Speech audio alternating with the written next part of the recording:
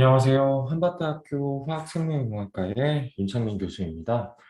오늘은 이제 3강 강의를 저희가 시작을 할 텐데요. 3강에서는 저희가 용액의 물리적 성질을 이제 마무리하고 화학 반응 속도론으로 한번 넘어가 보도록 하겠습니다.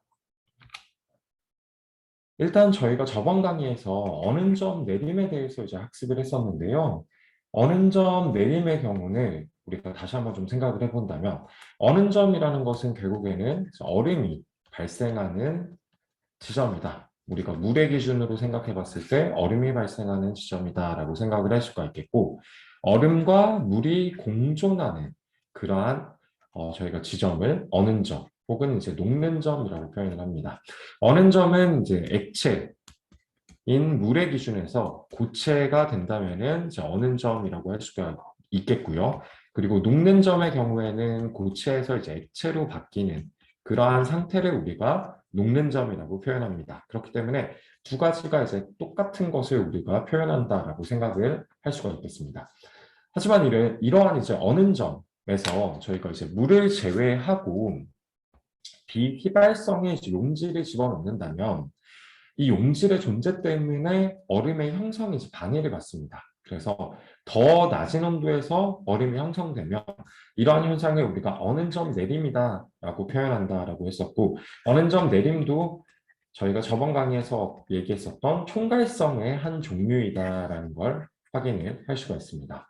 그래서 밑에 경우를 좀 예시를 좀 살펴보자면 두 개의 비커가 존재하는데요. 이쪽에는 이제 H2O, 물만 존재한다라고 생각을 할 수가 있겠고, 이쪽에는 저희가 H2O 플러스 어떠한 용질이 들어가 있다라고 생각을 한다면, 자, 어느 점에서의 혹은 녹는 점에서의 얼음이 형성되는 상태를 생각을 해본다면, 지금 고체와 그리고 액체가 공존을 하고 있죠. 그렇기 때문에 얼음이 물에서 이제 같이 둥둥 떠 있거나 이러한 상태를 나타내게 되는데, 이 안에서 물 분자의 거동을 살펴본다면 액체의 물 분자들이 이제 고체로 바뀌려고 합니다. 그래서 어느 점에 이르게 된다면은 액체들이 이제 고체화가 되게 된다고 생각을 할 수가 있겠고요. 그런데 이제 옆에 그 용질이 존재하는 경우를 살펴보게 된다면 물 분자가 고체화가 되는 수량이 이제 현격하게 적습니다. 그 이유는 용질의 존재 때문에 물 분자들이 얼음으로 이제 바뀌지 못하는 이제 상황이 발생을 하게 되는데요. 일단 이 밑에 설명으로 보자면 액체물과 지금 평형 상태의 얼음이다. 그러니까 물 분자가 그만큼 고체화가 잘 되고 그리고 또 고체에서 물 분자로 이제 잘 바뀌는 그런 평형 상태이다라고 생각을 할 수가 있겠는데, 용질을 함유하는 이제 액체물과 평형을 이루고 있는 얼음을 살펴보자면 조금 전에 설명을 했듯이 용질의 존재 때문에 얼음화가 되는 물 분자의 수가 이제 현격하게 적다. 그리고 얼음이 물이 되는 그러한 분자 수도 이제 현격하게 적어지지만 애초에 어느 점 자체에서 액체가 고체화가 되는 비율 자체가 작아져 버리기 때문에 여기서는 이제 용질의 존재로 인해서 어느 점이 내려가게 된다라고 저희가 생각을 할 수가 있겠고, 이러한 원리가 저번 강의에서도 이야기하였듯이 어떠한 어느 것을 방지하기 위해서 염화소듐 혹은 이제 염화칼슘을 우리가 제설 작업에 사용을 하는 이유다라고 생각을 할 수가 있겠습니다. 네, 다음에 이제 저희가 실제 어는 점 내림에 대해서 예제를 통해서 한번 같이 문제를 풀어볼 텐데요. 일단 예제를 한번 같이 읽어보면은 마이너스 10.0 화씨, 즉 10.0 화씨는 이제 마이너스 23.3도씨라고 생각을 할 수가 있겠고요. 여기 이 온도에서 어는 자동차의 어떠한 부동액을 만들기 위해서는 10리터의 물에 부동액의 주성분인 에틸렌 글라이콜 C2H6O2를 몇 g이나 녹여야 되는가라는 문제입니다. 그렇다면 여기서 이제 저희가 살펴볼 것은 어떠한 용액을 만들게 되는데 우리가 용질과 그리고 용매가 존재한다라고 할 수가 있겠죠. 근데 여기서 저희가 용질은 어떠한 부동액의 주 성분인 에틸린 글라이콜을 활용을 한다라는 걸 알 수가 있겠고, 용매의 경우에는 저희가 H2O, 물을 활용을 한다라는 걸 생각을 할 수가 있겠죠. 그리고 이제 물의 경우에는 10리터가 주어져 있다. 그래서 10리터에 우리가 델타 T가 23.3도 C가 나오기 위해서는 얼마만큼의 이제 용질을 투입해줘야 되는가라는 문제입니다. 그렇다면 일단 첫 번째로 우리가 델타 T에 대해서 지금 다시 한번 확인해 보도록 하겠습니다. 그렇다면 이 델타 T 이꼴 우리가 KF 곱하기 M의 이제 용질이다. 그리고 KF 같은 경우에는 용매의 어떠한 어느 점 상수라고 생각할 수가 있겠죠. 그리고 M의 용질 같은 경우에는 이제 몰랄 농도인데 M의 용질은 어떠한 용질의 몰수 그리고 나누기 용매의 질량이다라는 걸 알고 있습니다. 그래서 용매 질량이다라는 걸 알고 있고요. 그렇다면 델타 T는 우리가 23.3도씨인데 여기서 왜 마이너스 23.3도씨가 아닌가요? 라고 이제 생각을 할 수가 있겠습니다. 그런데 이 델타라는 것은 결국에는 얼마만큼의 절대적인 차이가 발생을 하였는가를 우리가 살펴보는 것이기 때문에 물 같은 경우에는 우리가 어느 점이 0도씨인 걸 알고 있죠. 그런데 여기서 이제 마이너스 23.3도씨까지 우리가 어느 점이 내리게 된다. 그렇다면 마이너스 23.3이 아니라 마이너스 23.3에다가 우리가 절대값을 붙여서 23.3도씨가 나오게 된다라고 생각을 할 수가 있겠습니다. 그리고 물의 어느 점 상수의 경우에는 앞에 표에다 저번 강의의 표에서 저희가 살펴봤듯이 1.86이라는 것을 확인할 수가 있습니다. 그래서 이거를 확인하시려면 이 강의의 표로 가서 다시 한번 확인을 하면 될 것 같습니다.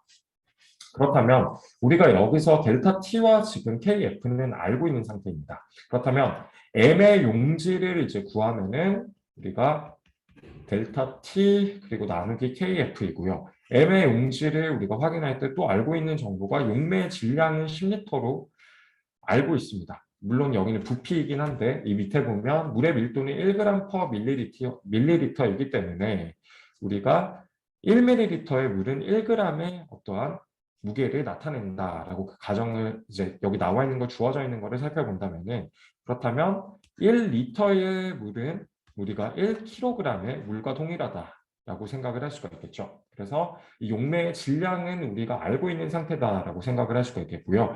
결론적으로 우리가 용질의 몰수에 대한 계산을 이제 진행해야 된다라고 생각을 할 수가 있겠습니다.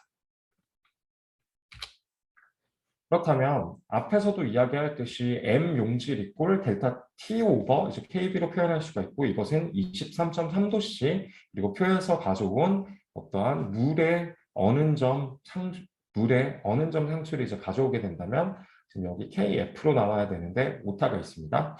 어느 점 상수를 가져온다면 1.86도씨 그리고 곱하기 킬로그램 퍼 몰이라고 생각을 할 수가 있겠고 우리가 도씨를 지울 수가 있겠고 몰은 밑에서 분모에 위치해 있기 때문에 분자의 자리로 옮겨가겠죠. 그래서 결론적으로 우리가 물에 부동액을 집어넣어서 마이너스 23.3도씨, 즉 23.3도씨의 차이를 어느 점을 23.3도씨만큼 내리려고 한다면은 12.5몰의 부동액이 필요하다라는 걸 확인할 수가 있습니다. 그리고 밑에 이 킬로그램은 우리가 1kg의 물에 12.5몰의 부동액을 집어넣어야지만 우리가 델타 T가 24.3도씨까지 끌어내릴 수 있다라는 표현으로 저희가 생각을 할 수가 있겠고요.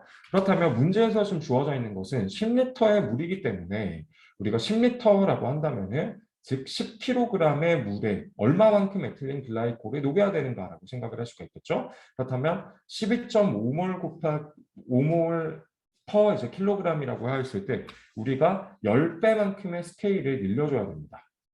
그래서 결론적으로 1kg의 H2O에는 우리가 12.5몰의 에틸렌 글라이콜을 집어넣게 된다면 마이너스 23.3도씨만큼 어느 점을 내릴 수가 있는데 10kg의 경우에는 12.5몰에다가 우리가 10을 곱해줘야지만 용매가 늘어난 만큼 이제 용질의 수도 늘릴 수가 있는 거죠. 그래서 결론적으로 계산해 본다면 1.25 곱하기 10의 2승몰만큼의 에틸렌 글라이콜을 10kg의 물에 집어넣게 된다면은 어느 점이 똑같이 내려가게 된다라고 생각을 할 수가 있겠고요. 그렇다면 이 1.25 곱하기 10의 2승몰의 에틸렌 글라이콜의 실제 무게, 얼마만큼의 무게를 집어넣어야 되는가는 에틸렌 글라이콜의 이제 몰 질량으로 우리가 곱해주면은 나오게 됩니다. 그래서 1.25 곱하기 10의 2승 몰의 이제 에틸렌 글라이콜을 몰 질량으로 곱해준다면 1몰의 에틸렌 글라이콜은 몰 질량이 62.1g이기 때문에 그대로 이제 우리가 곱해주면 되고요. 몰끼리 지워지고 나면 결론적으로 7.76 곱하기 10의 3승 g만큼을 우리가 10kg의 물에 집어넣어주면 된다. 또는 이제 7.76kg을 물에다가 집어넣어주게 되면은 마이너스 23.3도씨까지 얼지 않는 자동차의 부동액을 완성할 수 있다라는 걸 예제를 통해서 살펴보았습니다. 네, 그렇다면 다음 예제를 한번 같이 풀어보도록 하겠습니다. 다음 예제는 우리가 앞에서 봤던 예제와는 조금 다른 점이 존재하는데요. 일단 예제를 먼저 한번 읽어보도록 하겠습니다. 어떤 화학자가 물질량을 결정함으로써 물질 대사를 조절하는 사람의 호르몬을 알아내고자 한다. 0.546g의 시료를 15g의 벤젠에 녹였을 때 어느 점 내림이 0.24도씨였다. 이 호르몬의 몰질량을 계산하라라는 문제입니다. 그렇다면 우리가 여기서 이제 처음에 살펴볼 수 있는 것은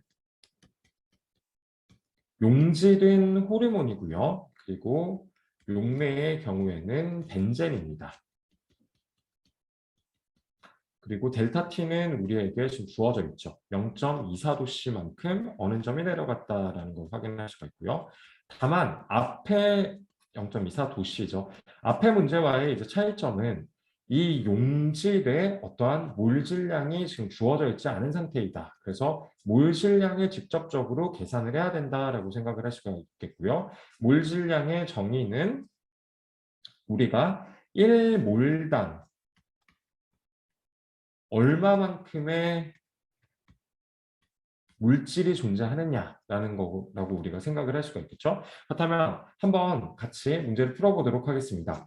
일단 우리가 처음 살펴봐야 될 것은 용매가 벤젠이기 때문에 우리가 델타 T 이꼴 KF 그리고 곱하기 M의 몰랄 농도라고 한다면은 우리가 KF를 처음에 먼저 살펴봐야 될 건데요. KF의 경우에는 벤젠의 KF 값은 5.12도씨 곱하기 킬로그램 퍼 몰이다라는 것을 우리가 앞에 표를 통해서 정강이의 표를 통해서 이제 살펴볼 수가 있고요. 그렇다면 델타 T도 지금 우리에게 주어져 있는 상태이기 때문에 우리가 이 M의 호르몬 이꼴 델타 T 나누기 KF로 우리가 표기를 할 수가 있을 것입니다. 그렇다면 그렇게 한번 표기를 해보겠습니다. 그래서 M 호르몬 이꼴 델타 T 오버 KF 그리고 델타 T는 우리가 0.24도씨인 걸 알고 있고요. KF의 경우에는 표를 살펴보았을 때 5.12도씨 킬로그램 퍼 몰이다라는 거 확인할 수가 있겠죠. 그래서 도씨를 이렇게 지우고 그다음에 킬로그램 퍼 몰이 있다면 몰이 분자의 위치로 이제 올라가면서 4.69 곱하기 10의 마이너스 2승 몰 퍼 킬로그램이 나오게 되고 그리고 이것이 M 호르몬과 동일하다라고 생각을 할 수가 있겠죠. 그래서 M 호르몬이 이 작은 m이 무슨 뜻이냐라고 한다면 4.69 곱하기 10의 마이너스 2승 몰 퍼 킬로그램에서 이 M 호르몬 혹은 M 용질은 호르몬의 몰수, 즉 용질의 몰수 그리고 나누기 용매의 질량이다라고 생각을 할 수가 있겠죠. 그렇다면 우리가 용질의 몰수를 계산하기 위해서 용매의 질량을 넣어주면 됩니다. 넣어주고 그리고 그것이 이제 결론적으로 M의 호르몬과 동일하다라고 우리가 이렇게 공식을 세운다면 용매의 질량 같은 경우에는 벤젠 15g이 들어가 있기 때문에 우리가 0.015kg의 벤젠에 넣어주면 되고요. 그리고 M 용질은 지금 우리가 계산을 통해서 구했죠. 그렇다면 이거를 반대편 항으로 올려서 이제 두 개를 곱해주면은 호르몬의 총 몰수가 나오게 됩니다. 그래서 호르몬의 몰수는 4.69 곱하기 10의 마이너스 2세 몰 퍼 킬로그램 그리고 곱하기 이제 벤젠의 어떤 무게를 해주게 된다면 7.04 곱하기 10의 마이너스 4승 몰이 나오게 된다라는 걸 확인할 수가 있겠고요. 우리가 여기서 7.04 곱하기 10의 마이너스 4승 몰은 문제를 봤을 때 0.546g의 시료에 호르몬이 지금 이만큼 들어가 있다라고 생각을 할 수가 있겠죠.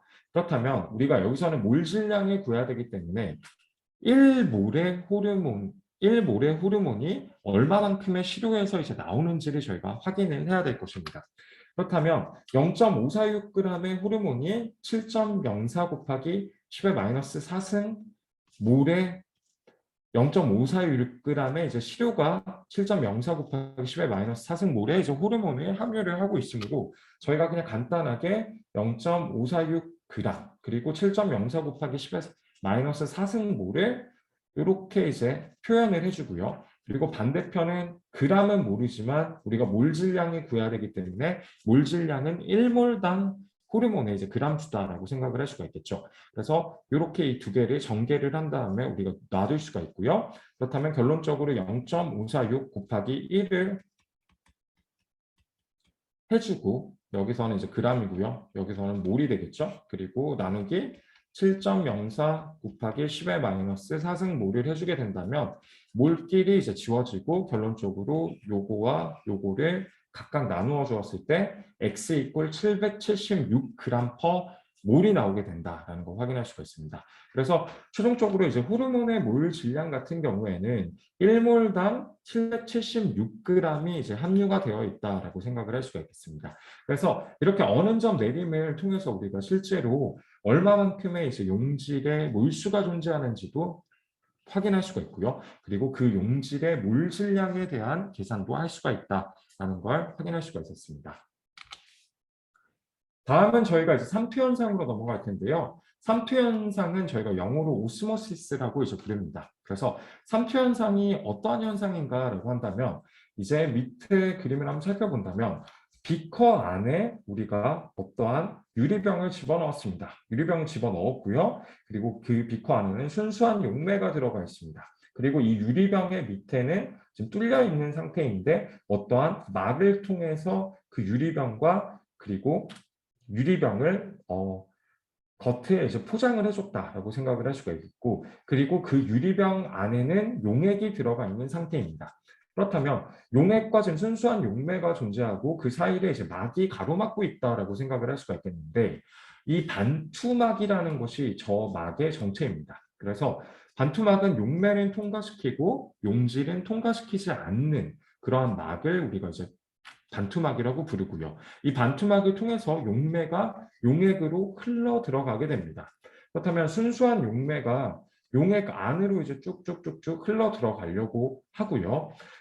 결론적으로 이제 이러한 현상이 벌어지는 이유는 용액의 이제 농도가 높기 때문에, 왜냐하면 용질을 포함하고 있기 때문에 용액의 농도가 높아서 두 용액의 농도가 같아지려고 하는 현상을 저희가 삼투 현상이라고 부르게 됩니다. 그렇다면 이 삼투 현상이 벌어지게 된다면 결론적으로 어떠한 현상이 추가적으로 벌어지게 되는지를 좀 살펴본다면 시간이 조금 경과하고 나서 이 용매가 실제로 용액 속으로 딸려 들어가게 되면 처음에 용액의 높이보다 더 높은, 즉 용매가 용액 안으로 들어오면서 유리병 안에 용액의 높이가 점점 높아지게 되고요. 높아지면서 이제 색깔도 점점 희석이 되는 걸 확인할 수가 있죠. 그리고 더 많은 시간이 흐른다면 결론적으로 이제 유리병의 어느 지점까지 용매가 차오르면서 용액의 높이가 바뀌게 될 것입니다. 그러면서 결론적으로 이 용액의 농도도 매우 낮아지게 되고 색깔도 지금 본다면 거의 물과 동일한 색깔을 띠고 있습니다. 그렇게 하면서 결론적으로 우리가 처음에 시작했던 용액의 높이 대비해서 한 요 정도 상승한 높이를 얻게 됩니다.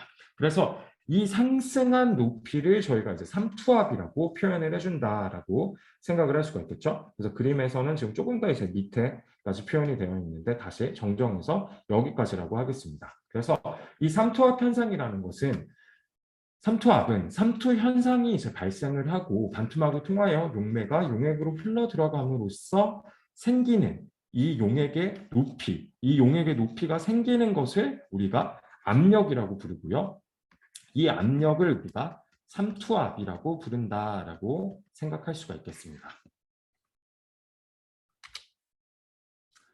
그렇다면 우리가 삼투압에 대해서 우리가 조금 더 한번 살펴볼 텐데요. 삼투 현상을 막기 위한 이제 최소한의 압력을 우리가 용에게 삼투압이라고 한다라고 하였을 때 이 파이라고 하는 것이 이제 삼투압이고요. 파이 이꼴 m 곱하기 r 곱하기 t이다. 그렇다면 이 큰 m 같은 경우에는 용에게 몰 농도이다. 작은 m은 몰라 농도였는데 큰 m은 몰 농도이고, 다시 한번 이야기하자면 몰 오버 리터의 단위를 가지고 있다라고 생각할 수가 있겠죠. 그리고 R 같은 경우에는 기체 상수이고, 이것은 여러분들이 이제 그냥 문제를 풀거나 이럴 때 꼭 주어지는 어떠한 상수이구나라고 생각을 할 수가 있겠습니다. 그래서 기체 상수의 경우에는 0.08206 그리고 L 곱하기 ATM per 켈빈 몰이 이제 나오게 되고, T는 절대 온도로 저희가 계산을 하게 되는데, 이 켈빈 같은 경우에는 우리가 25도씨라고 한다면은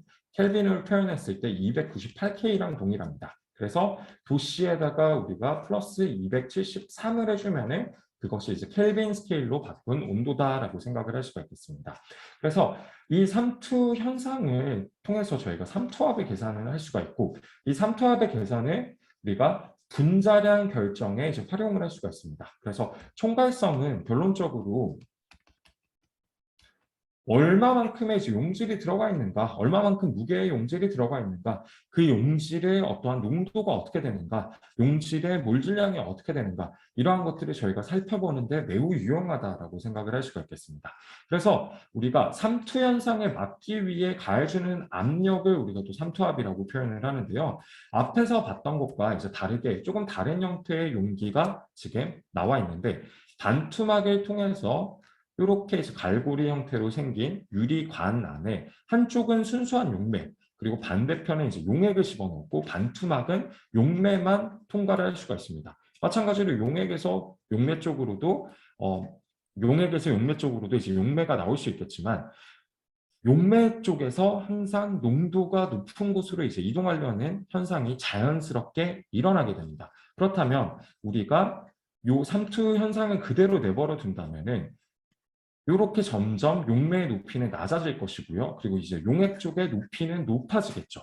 그런데 이 용액이 자연스럽게 올라가는 것을 올라가지 못하게 우리가 그 높이에 고정해 놓고 막아주게 된다면, 그 막아주는 힘을 우리가 삼투 현상을 막기 위해 가해주는 압력이다라고 표현을 할 수가 있겠고, 용액의 외부 압력을 가함으로써 용매의 정상적인 용액 흐름, 즉 순수한 용매가 용액 쪽으로 빨려 들어가는 삼투 현상을 막을 수가 있다. 그래서 삼투 현상을 멈추는 데 필요한 압력은 용액의 삼투압과 같다. 즉 외부에서 삼투 현상을 막아주는 압력은 우리가 용매가 용액 쪽으로 흘러 들어가면서 발생하는 삼투압의 압력과 같다라고 생각을 할 수가 있겠죠.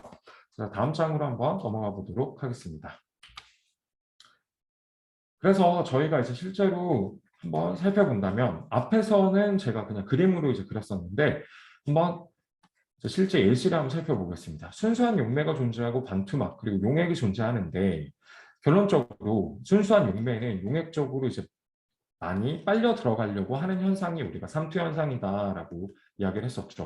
그렇다면 삼투 현상이 발생하고 이제 시간이 경과가 되게 된다면 용매의 높이는 그만큼 낮아지게 되고요. 이제 용액의 높이는 그만큼 올라가게 될 것입니다. 그리고 우리가 외부에서 이제 압력을 가하지 않고 있는 상태다라고 했을 때, 이렇게 좀 휘어진 간에서 용매의 낮아진 위치 그리고 용액의 높아진 위치, 이 차이를 우리가 삼투압이라고 표현을 해주는 것입니다. 그래서 순수한 용매와 비이발성 용질을 포함하고 있는 용액이 용매 분자는 투과하지만 용질 분자는 투과할 수 없는 반투막으로 분리되어 있다. 그래서 용질은 이쪽으로 절대 못 나간다라고 생각을 할 수가 있겠고요. 용매의 이동 속도는 용액에서 순수한 용매로 이동하는 것보다 순수한 용매에서 용액으로 이동하는 속도가 더 크다. 그렇기 때문에 결론적으로 용매가 용액 쪽으로 딸려 들어가게 되는 것이다라고 생각을 할 수가 있겠고, 양방향 용매의 투과 속도가 이제 동일한 평형 상태의 계이다라고 우리가 이제 표현을 할 수가 있겠습니다. 이 B를 이제 말하는 것이죠.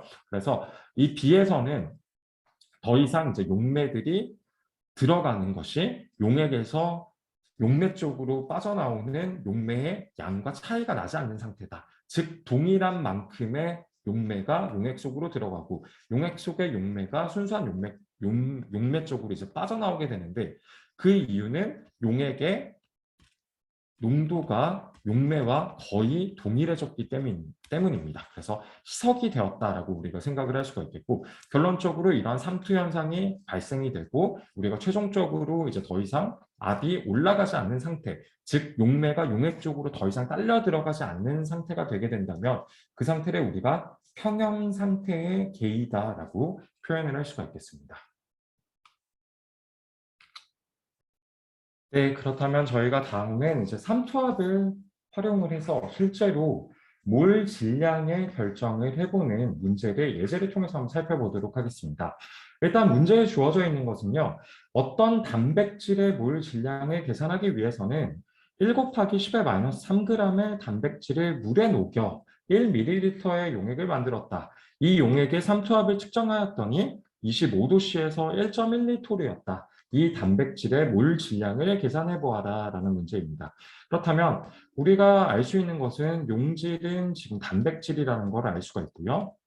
단백질을 물에 녹였죠. 그렇기 때문에 용매는 물이라는 것도 우리가 정확하게 알 수가 있습니다. 그리고 25도씨라고 하면 우리가 T를 지금 알고 있고요. T 같은 경우에는 앞에서도 이야기했듯이 켈빈으로 바꿔줘야 되기 때문에 25 플러스 우리가 273을 해주면은 298 켈빈이 나온다라는 걸 알 수가 있습니다. 그리고 우리에게 주어져 있는 삼투압은 1.12토르인데 이 토르 같은 경우에는 ATM으로 환산을 해줘야지만 우리가 삼투압 문제를 쉽게 풀 수 있다라고 생각을 할 수가 있겠습니다.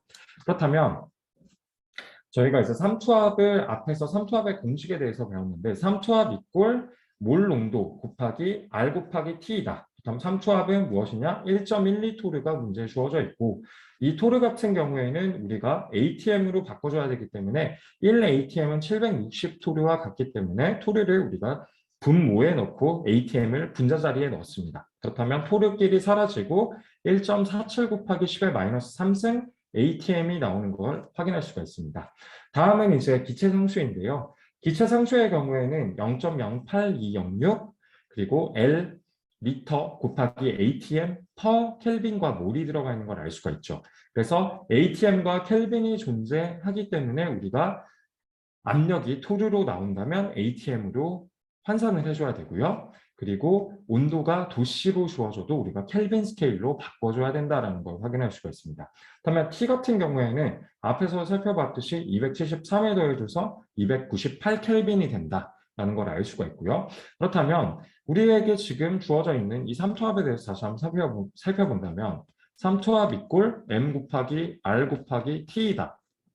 그런데 우리는 삼투압을 알고 기체 상수도 알고 온도도 알고 있다. 그렇다면 이 R과 T를 반대편으로 묶어서 보낸다면 우리가 몰 농도에 대해서 확인을 할 수가 있겠죠. 지금 몰 농도만 미지수로 존재한다라고 생각을 할 수가 있겠고 그래서 M을 제외하고 이제 반대편으로 다 옮겨서 삼투압을 R과 그리고 T로 이제 나눠준다면은 결론적으로 1.47 곱하기 10의 마이너스 3승 ATM 그리고 0.08206 L ATM 그리고 per 켈빈 몰 298K를 각각 다 해서 계산을 해주면 6.01 곱하기 10의 마이너스 5승 몰 per 리터라고 하는 몰 농도가 나온 것을 확인을 할 수가 있습니다. 그렇다면 이것이 이제 무슨 뜻인가라고 한다면 이 용액 1리터를 기준으로 6.01 곱하기 10의 마이너스 5승몰의 단백질이 1리터의 용액 안에 들어가 있다라는 뜻입니다. 그런데 우리가 실제로 지금 문제를 살펴본다면 1ml의 용액에 들어가 있는 단백질의 양은 0.001g이 들어가 있다라는 걸 지금 우리가 확인을 할 수가 있죠. 그렇다면 리터로 우리가 1ml를 환산을 해준다면 1000ml가 나오겠죠. 1000ml에는 그렇다면 단백질이 얼마만큼 들어가 있냐? 0.001 곱하기 우리가 1000을 해주면 됩니다. 여기 위에는 지금 요거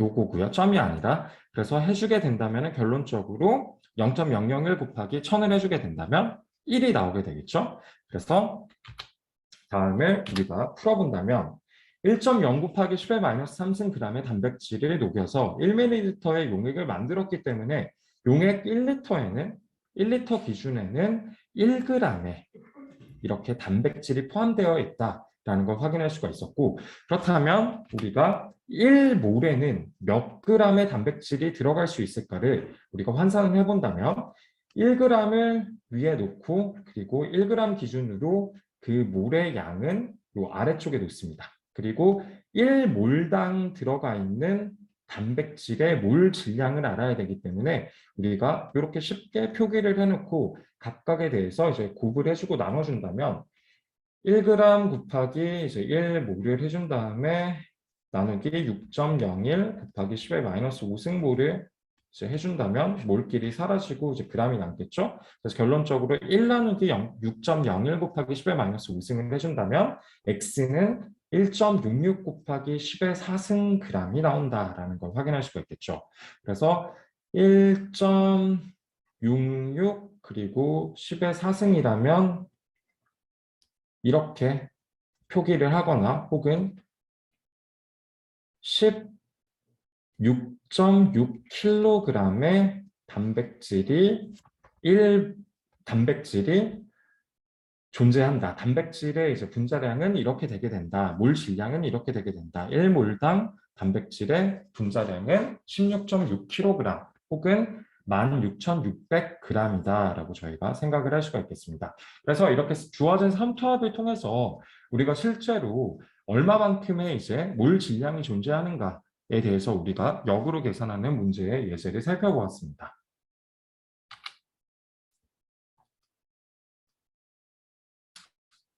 그렇다면 이제 실제로 삼투압이 우리 주위에서 어떻게 활용이 되고 있는지에 대해서도 간단하게 한번 살펴볼 텐데요. 일단 투석에 활용이 되는 것이 삼투압의 원리와 동일하다라고 생각을 할 수가 있겠습니다. 그래서 투석이라고 하면 이제 우리가 인공장기, 즉 신장이나 이런 데서 어떠한 병에 의해서 사람들이 신장이 제대로 작동을 하지 못하는 경우들이 있습니다. 그래서 신장이 제대로 작동을 하지 못한다면 우리 몸에 이제 독소가 계속 쌓이겠죠. 그래서 건강이 이제 계속 나빠지게 되는데 이러한 이제 신장이 역할을 못하기 때문에 우리가 이제 인공신장, 이제 인조장기와 같은 역할을 하는 것이 이제 투석의 기능이다. 즉 인조신장이라고 생각을 할 수가 있겠고요. 이 투석의 원리는 어떠한 막이 용매와 작은 용질 분자 및 이온을 통과를 시킵니다. 그렇다면 우리가 체내에서 불순한 혈액을 이렇게 어떠한 막 속에 집어넣습니다. 그렇다면 이 밖에는 투석 용액이라는 것이 존재를 하는데 혈액이 이제 들어가면서 어떠한 찌꺼기들이 세척액 속으로 투석이 되어서 이렇게 빠져나오고요. 그리고 깨끗한 피가 다시 인공신장을 통해서 빠져나온 다음에 다시 환자의 몸으로 들어가게 되는 이 원리도 잘 살펴본다면 여기 존재하는 막이 용매와 작은 용질 분자 및 이온의 통과를 시키기 때문에 우리가 찌꺼기들을 밖으로 빼낼 수 있는 그러한 원리를 통해서 추석이 진행된다라고 생각을 할 수가 있겠습니다. 그리고 간단하게 등장액에 대해서도 살펴볼 텐데요. 등장액은 같은 삼투압을 갖는 용액이다. 그래서 혈관을 통해 주입되는 액체는 등장액이어야 한다. 그래서 예시를 살펴본다면 적혈구 세포를 세포액보다 더 큰 삼투압을 갖는 용액에 담그면 물이 빠져나와 이제 세포가 수축되게 된다. 그리고 적혈구 세포를 세포액보다 더 낮은 삼투압을 갖는 용액에 담근다면 물이 세포 속으로 흘러들어가 세포가 팽창되어 파괴가 되게 된다라는 거고요.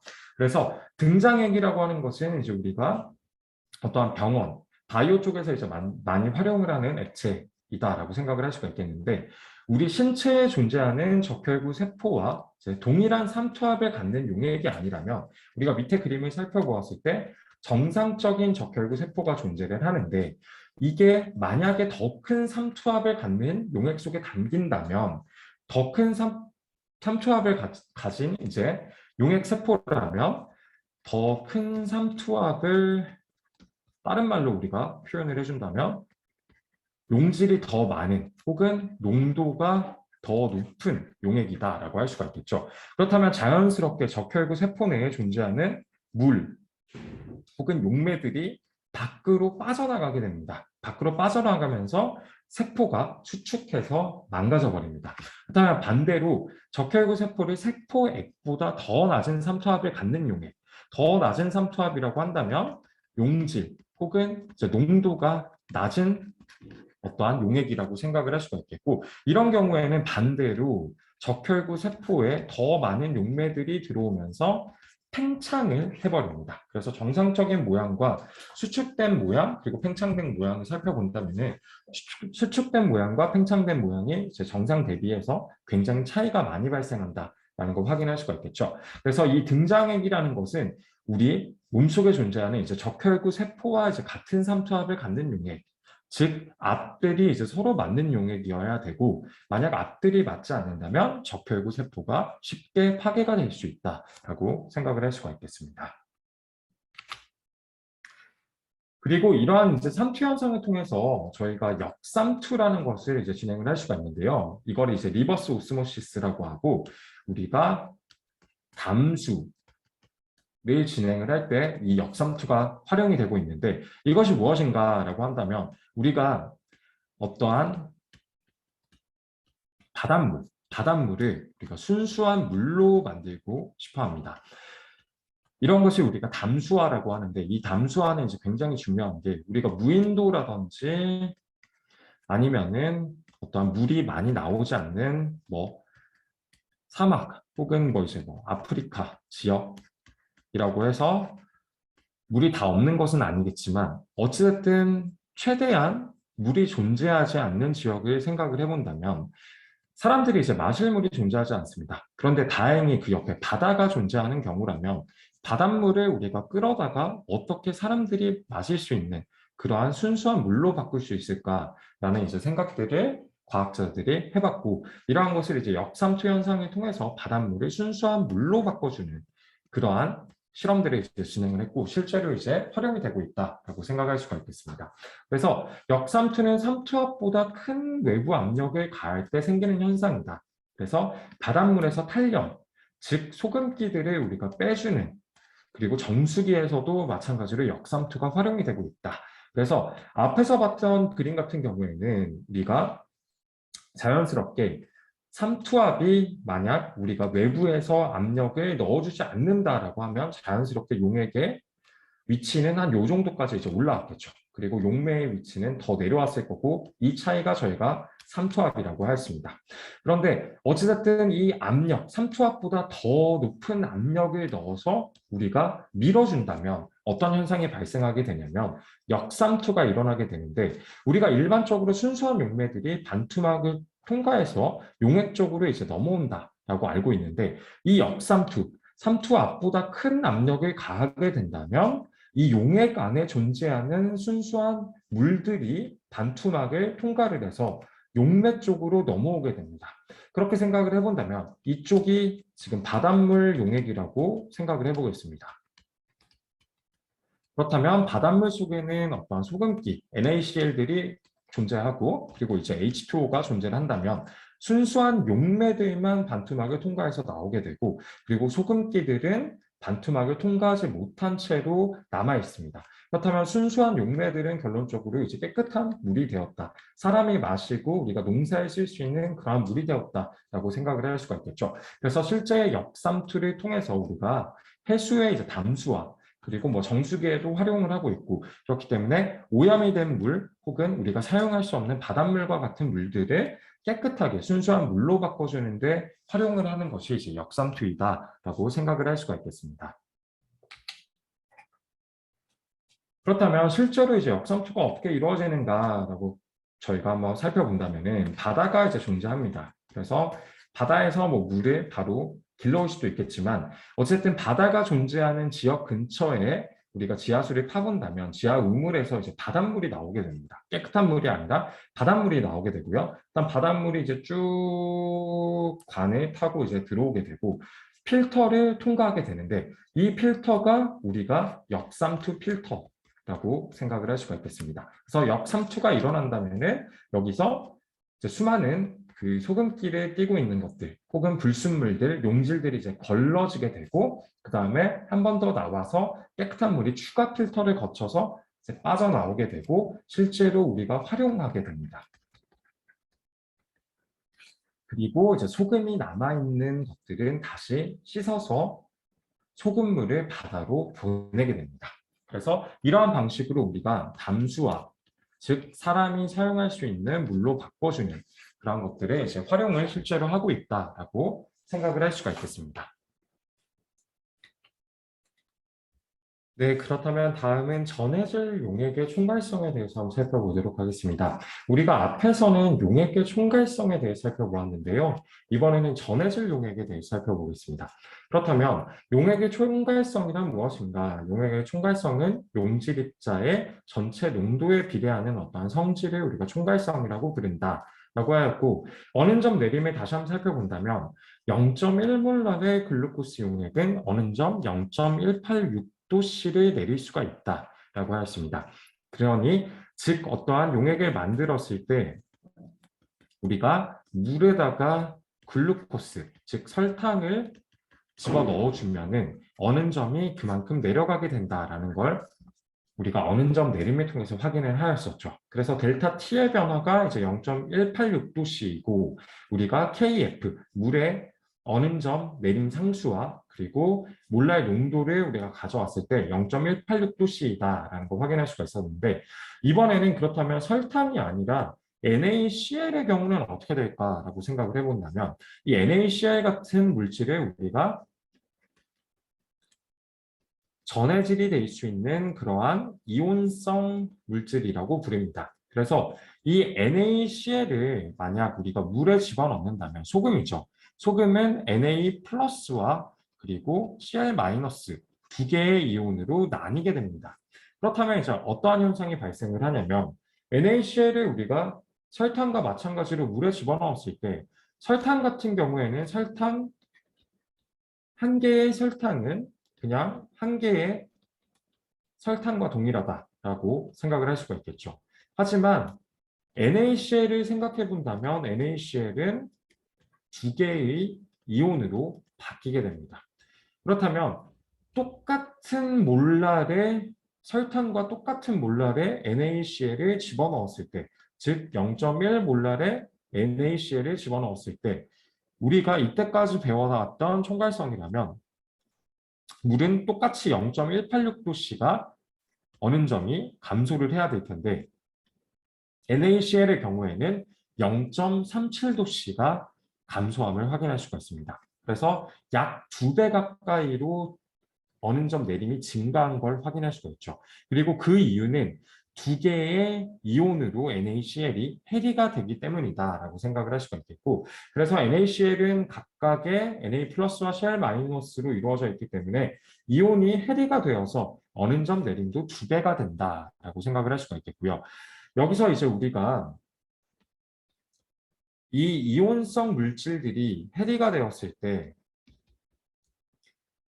2배라고 얘기를 했지만 사실 완벽하게 2배는 아닙니다. 그렇다면 우리가 이거에 대해서 이제 어떻게 계산을 해서 실제로 이온성 물질의 용액에 해리가 되었을 때 얼마만큼의 총괄성에 영향을 끼칠 수 있는지에 대해서 그러한 개수를 정리한 것이 있는데 그것을 이제 반트호프 개수라고 부릅니다. 그래서 반트호프 개수의 경우에는 I 이꼴 용액 속에 있는 입자의 총 몰수 그리고 나누기 용질의 몰수이다라고 생각을 할 수가 있겠고 그렇다면 우리가 그냥 앞에서 배워봤던 NaCl을 생각해 보았을 때 1개의 NaCl이 용질에 존재를 한다면 1개 그리고 위에 같은 경우에는 Na 플러스와 그리고 Cl 마이너스 각각 1개씩 존재하기 때문에 I가 2가 나와야 될 거라고 생각을 합니다. 하지만 완벽하게 2는 나오지 않습니다. 그 이유는 다음 장으로 넘어가서 한번 살펴보도록 하겠습니다. 우리가 앞에서 예상했던 것은 NaCl 한 개는 두 개의 Na 플러스와 그리고 Cl-로 물에서 녹일 거다라고 우리가 생각을 했는데 실제 반토프 개수와는 약간의 차이가 벌어지게 됩니다. 그래서 우리는 예상은 2로 했지만 반토프 개수는 2가 아니다. 물론 2는 아니지만 1보다는 더 큰 숫자가 되게 됩니다. 그 이유는 우리가 이온쌍이라는 것이 발생을 하기 때문인데요. 우리가 NaCl을 녹였을 때 어떤 비커 속을 확인을 해본다면 이 Na 플러스가 파란색이고 Cl 마이너스가 빨간색이라면 플러스와 마이너스가 이렇게 각각 떨어져서 활동하는 경우도 존재하겠지만 이 두 개가 뭉쳐서 하나처럼 활동하는 경우도 있습니다.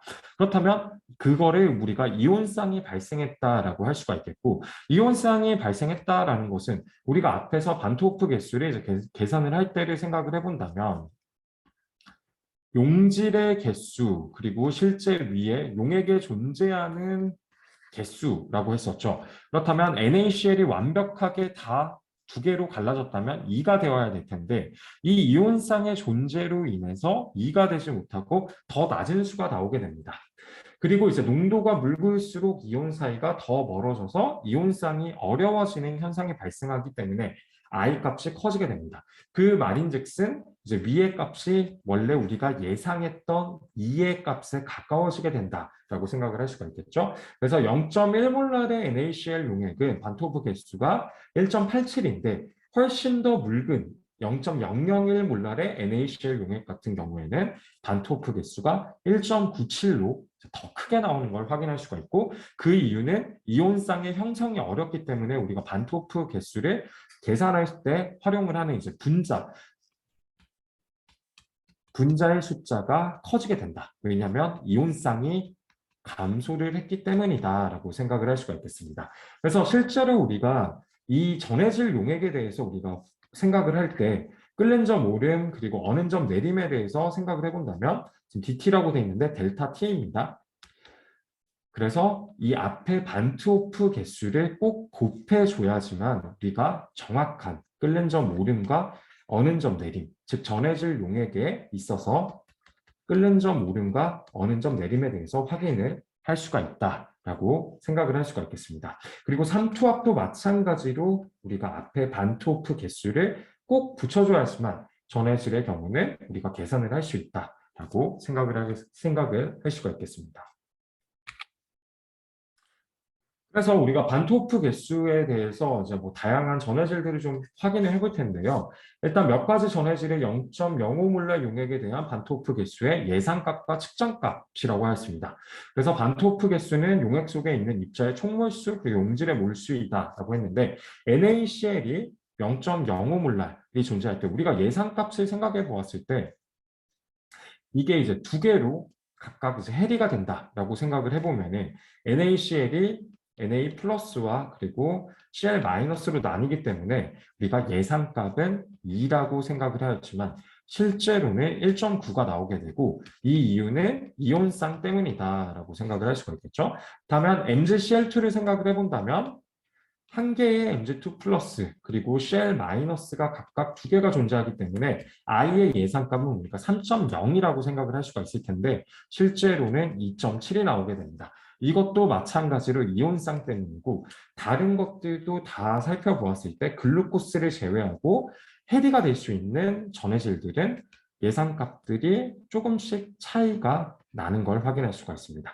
그런데 이제 설탕과 같은 어떠한 전해질이 아닌 비전해질인 물질은 녹이면 녹이는 대로 그대로 한 개의 설탕은 용액 속에서 한 개의 설탕으로 존재하기 때문에 실제 측정값도 1.0과 동일한 걸 확인을 할 수가 있습니다. 그래서 우리가 전해질 용액에 대해서 우리가 총괄성을 생각을 해본다면 반트호프 개수에 대해서 꼭 생각을 해야 될 것이고 반트호프 개수는 절대 복잡한 것이 아니고요. 아까도 말했듯이 NaCl이 존재를 한다면 우리가 용질의 NaCl의 몰수가 우리가 1이라고 생각을 하였습니다. 그래서 1몰의 NaCl이 존재하는데 실제로는 1몰의 Na 플러스와 그리고 1몰의 Cl 마이너스가 존재를 하기 때문에 합쳐본다면 위가 2가 되게 된다라는 것이고 근데 이 2는 실제로 측정했을 때 1.9 정도가 나오게 된다. 그렇다면 0.1은 어디로 세웠는가? NA와 CL이 하나로 뭉쳐 다니는 이온쌍이 0.1만큼 발생을 했기 때문에 1.9로 낮아지게 된다라는 걸 확인할 수가 있었습니다.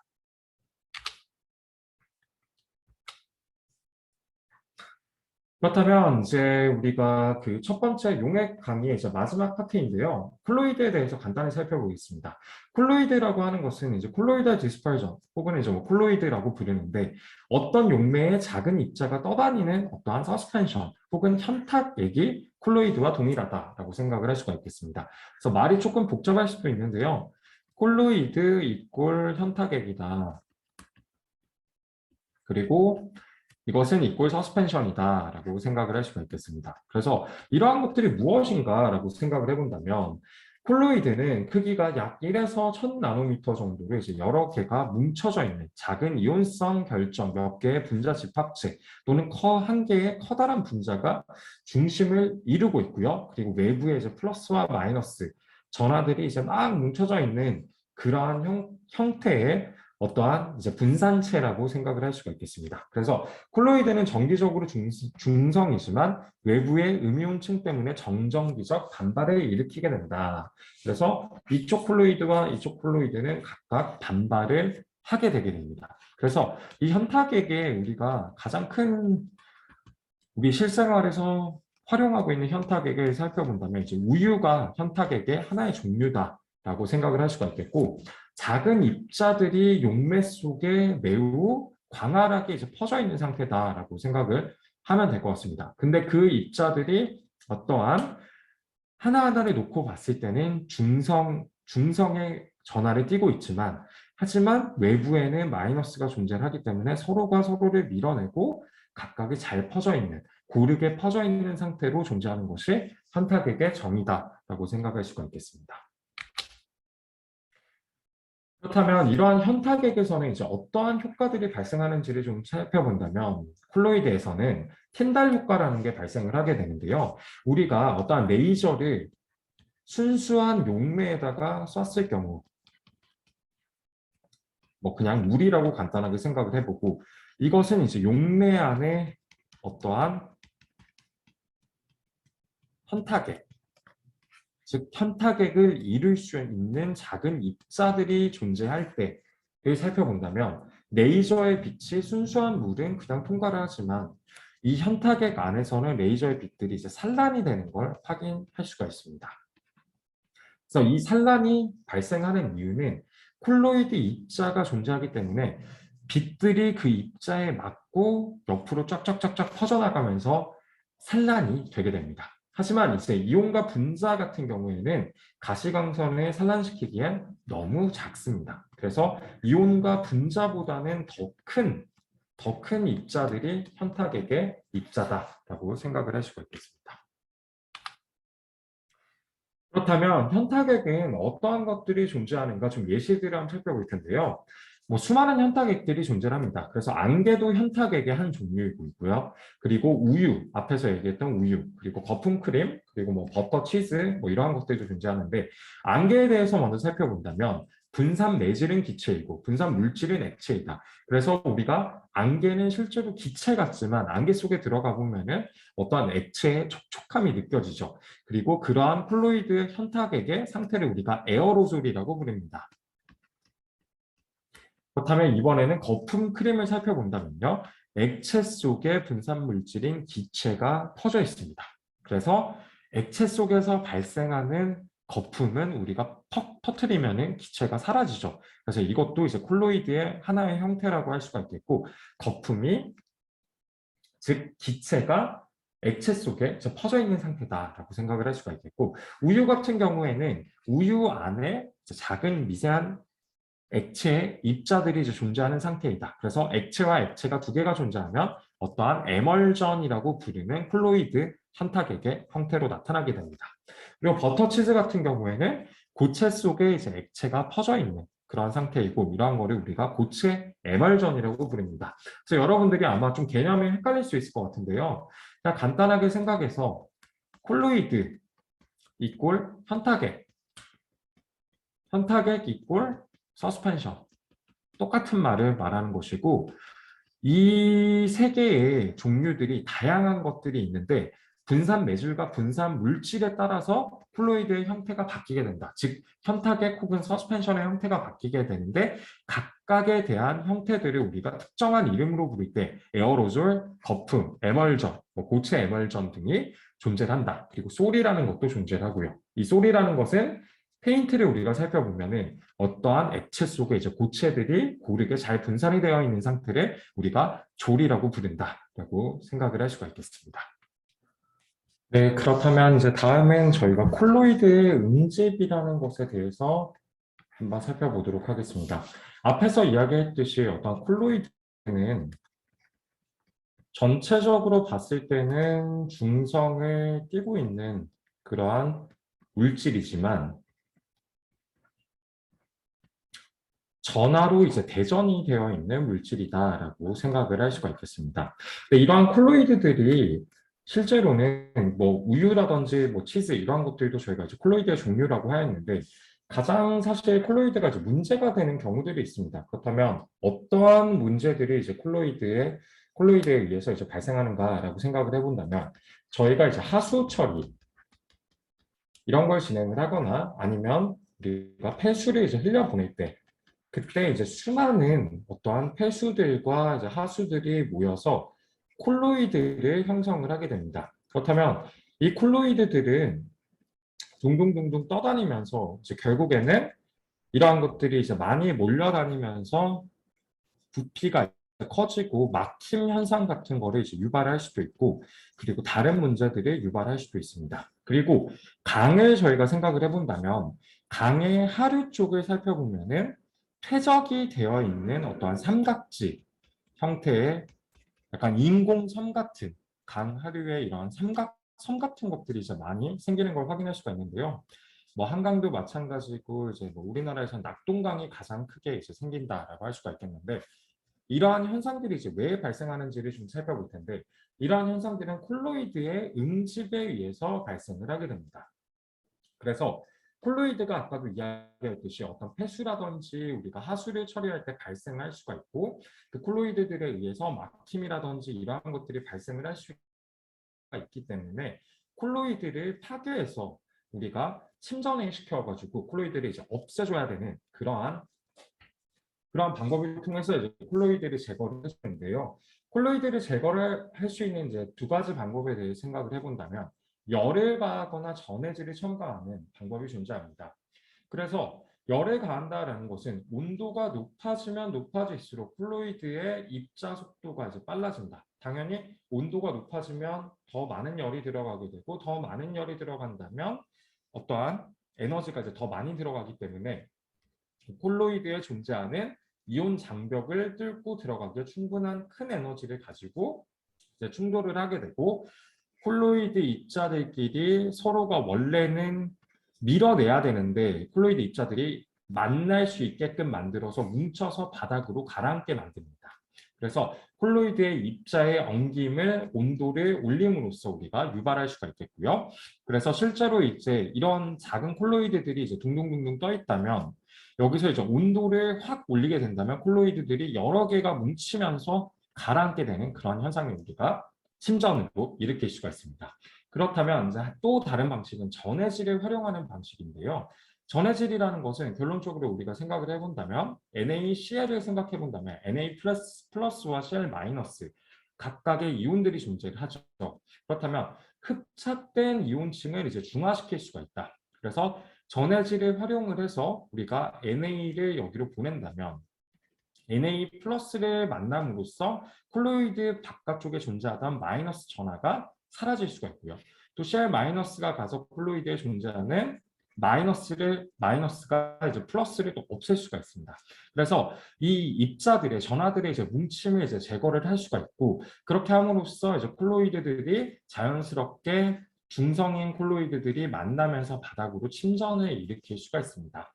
그래서 이 낙동강 하류와 같이 이제 삼각 지역이 생기는 곳을 살펴본다면 원래 콜로이드들이 상류에서 이제 발생을 해서 밑으로 쭉 내려오게 되는데 하류에서는 어떤 일이 벌어지냐면 우리가 바다를 만나게 되죠. 바다를 만나게 된다면 바닷속에는 이제 NaCl과 같은 소금, 염 혹은 이제 이온들이 존재하기 때문에 콜로이드들이 바다와 만나게 되면은 이 두 번째 경우, 전해질에 의해서 또한 콜로이드 표면에 흡착이 발생을 하게 되고 정기적으로 중화가 되면서, 즉 마이너스든 플러스든 표면에 이제 전하가 존재하지 않는 상태가 되면서 서로 옮겨 붙으면서 밑으로 퇴적이 되게 된다라고 생각을 할 수가 있겠습니다. 그래서 뭐 콜로이드는 저희 생활에서 많이 활용이 되고 있고, 우리가 이제 실제로 뭐 접하는 우유라든지 아니면 비누 거품의 에멀전이라든지 뭐 이러한 다양한 것들도 콜로이드의 종류지만, 폐수나 또한 우리가 이야기했듯이 하수에서 콜로이드들이 발생을 해서 그런 것들이 이제 둥둥 떠다니면서 뭐 막힘 현상을 유발한다든지 이제 이러한 것들을 일으킬 수가 있기 때문에, 저희가 실제로 폐수 처리장, 뭐 하수 처리장 혹은 이제 강에서 이러한 침전 방식으로 콜로이드들을 퇴적을 시켜서 바닥에서 이제 긁어내거나 침전을 통해서 바닥으로 모아서 이제 콜로이드가 존재하지 않는 용액들만 흘려보내면서 다시 저희가 깨끗하게 물을 정화를 시키는 그러한 작업들을 하고 있다라고 생각을 할 수가 있겠습니다. 그렇다면 저희가 이제 용액의 성질에 대해서는 여기까지 이제 저희가 살펴보도록 하겠고, 그 이번 강의에서는 저희가 이제 화학 반응 속도론에 대해서도 살펴보도록 하겠습니다. 그래서 화학 반응 속도론이란 무엇인가를 이번 강의를 통해서 이제 간단하게 한번 살펴볼 텐데요. 일단 강의의 목차는 다음과 같습니다. 반응 속도, 반응 메커니즘, 속도 법칙, 그리고 화학 반응 속도론의 모양, 그리고 속도 법칙의 유형 결정, 촉매작용, 그리고 적분 속도 법칙까지 살펴볼 텐데, 화학 반응 속도론이란 과연 무엇인지를 살펴보겠습니다. 그렇다면 이번에는 저희가 이제 화학 반응 속도론이 어떠한 것인지 한번 살펴볼 텐데요. 일단 화학 반응은 크게는 저희가 두 가지 측면에서 화학 반응을 구분할 수가 있습니다. 첫 번째는 일단 연력학으로 구분을 할 수가 있고요. 두 번째는 저희가 배우게 될 화학 반응 속도론으로 구분을 할 수가 있습니다. 그렇다면 연력학과 화학 반응 속도로는 이제 어떠한 차이가 존재하는지를 저희가 살펴볼 텐데요. 일단 연력학의 경우에는 정반응 또는 역반응의 어느 쪽이 유리한가를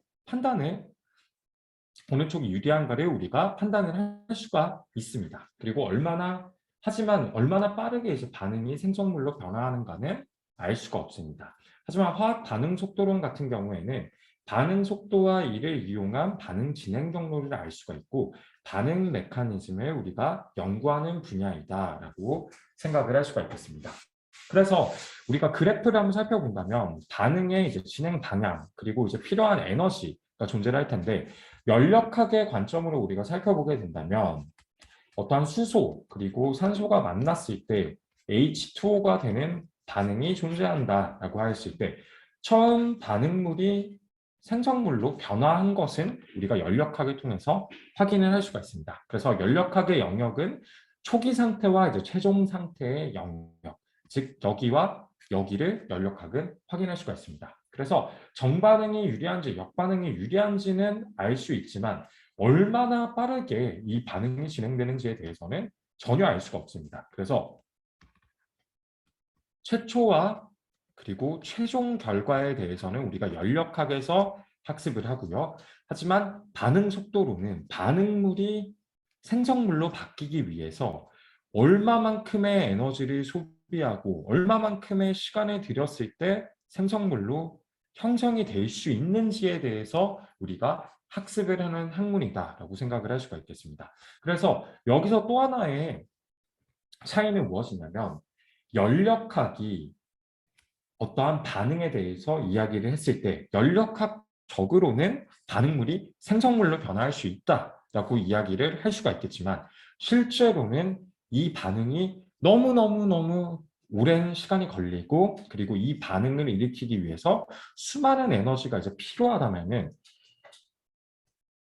우리가 어떤 문헌적으로는 가능한 반응이지만 이 반응이 일어날 때까지 뭐 수일, 수개월, 수년이 걸릴 수도 있기 때문에 화학 반응 속도론적으로는 반응이 일어나지 않을 수도 있다라고 저희가 해석을 내릴 수가 있는 것입니다. 그래서 연력학의 경우에는 반응의 처음과 끝을 살펴볼 때 이제 굉장히 유리한 학문이다라고 생각을 할 수가 있겠고, 화학 반응 속도로는 그 반응물과 생성물이 정말로 형성이 될 수 있는지 반응 진행 경로를 통해서 실제로 확인을 하고 그 반응 메커니즘에 대한 어떠한 해석을 하는 분야이다라고 저희가 생각을 할 수가 있겠습니다. 그렇다면 화학 반응 속도론에 대해서 조금 더 자세히 한번 이야기를 해보자면 우리가 연력학을 통해서 알 수 있는 것은 자발성에 대해서 알 수 있다. 그래서 우리가 델타 G를 생각을 해봤을 때 델타 G가 마이너스라면 자발적인 반응이다 라고 이야기를 하는 것은 사실 연력학적인 관점에서 이야기하는 것이다 라고 생각을 할 수가 있을 텐데요. 그렇다면 반응 속도와 자발성의 차이를 한번 살펴볼 텐데 수소와 산소가 만난다면 이론적으로는 물로 만들어질 수 있습니다. 그리고 이 반응 자체는 마이너스 9를 연력학적으로 띠고 있기 때문에 자발적인 반응이다라고 생각을 할 수가 있겠습니다. 하지만 실제로는 자발적으로 일어나려는 경향은 강하나 실제로는 25도씨에서 두 개의 기체가 무한히 공존하고 물로 바뀌는 경우는 거의 존재하지 않습니다. 그 이유는 시간이 정말 오래 걸리거나 아니면은 우리가 반응물에서 생성물로 가야 되는데 너무 높은 에너지가 요구가 될 경우에는 반응이 일어날 수가 없겠죠. 그리고 공기 중에 나무가 연소가 되어서 물 혹은 이산화탄소가 되는 과정은 연력학적으로는 자발적이지만 실제로는 저희 눈에는 잘 관찰이 되지 않습니다. 그리고 비료의 원료인 암모니아 생산을 위해서 질소, N2 그리고 플러스 수소의 혼합을 만약 시킨다면 우리가 그냥 생각했을 때는 이게 NH3 암모니아로 만들어지겠지라고 생각을 할 수가 있겠지만 그냥 질소가스와 수소가스를 두 개를 어떤 통 안에 넣는다고 해서 단순하게 암모니아가 생성이 되지 않습니다.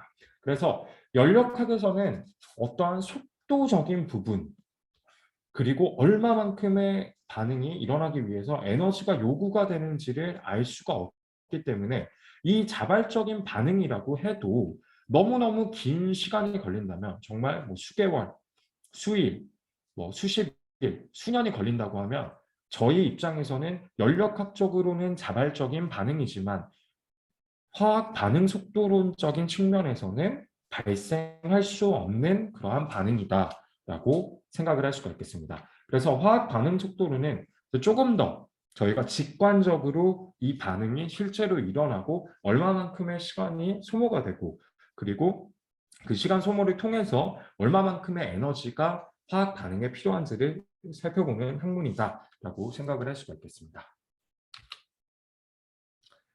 그렇다면 저희가 이제 반응 속도를 어떻게 구하는지에 대해서 좀 살펴봐야 될 텐데요.